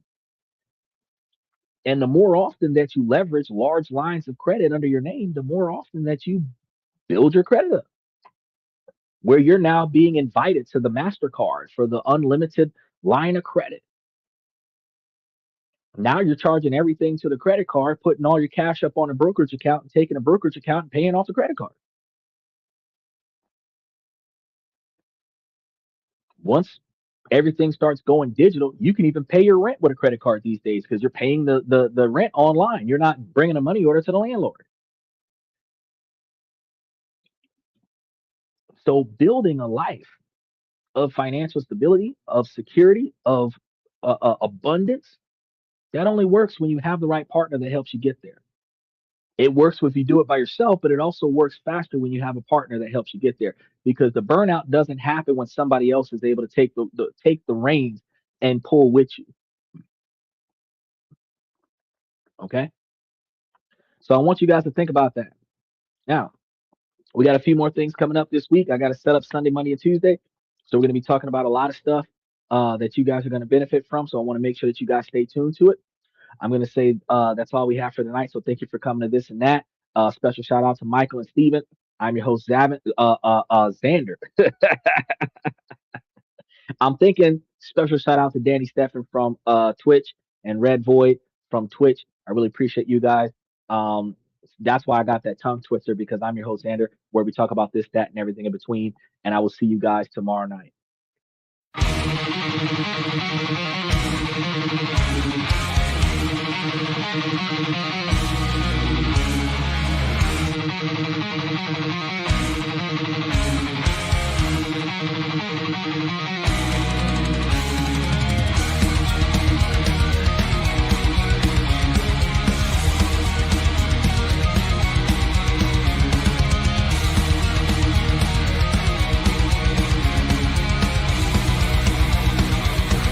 Higher ground!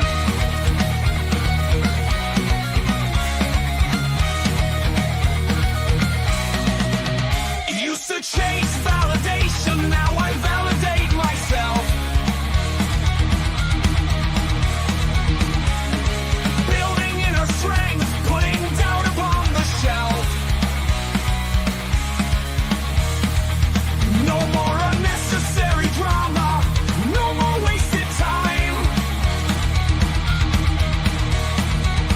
Climbing higher, constantly making my own climb.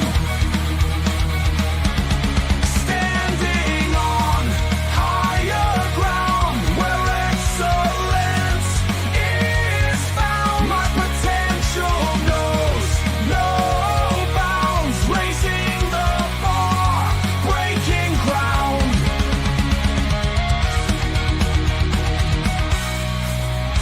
My network is my net worth. Choose your company wise. Surround yourself with eagles, not with sheep in disguise. Every interaction is a reflection of my brand. Quality over quantity, that's my personal command. I'm not landing on higher ground where excellence is found. My potential knows no bounds, raising the bar, breaking ground.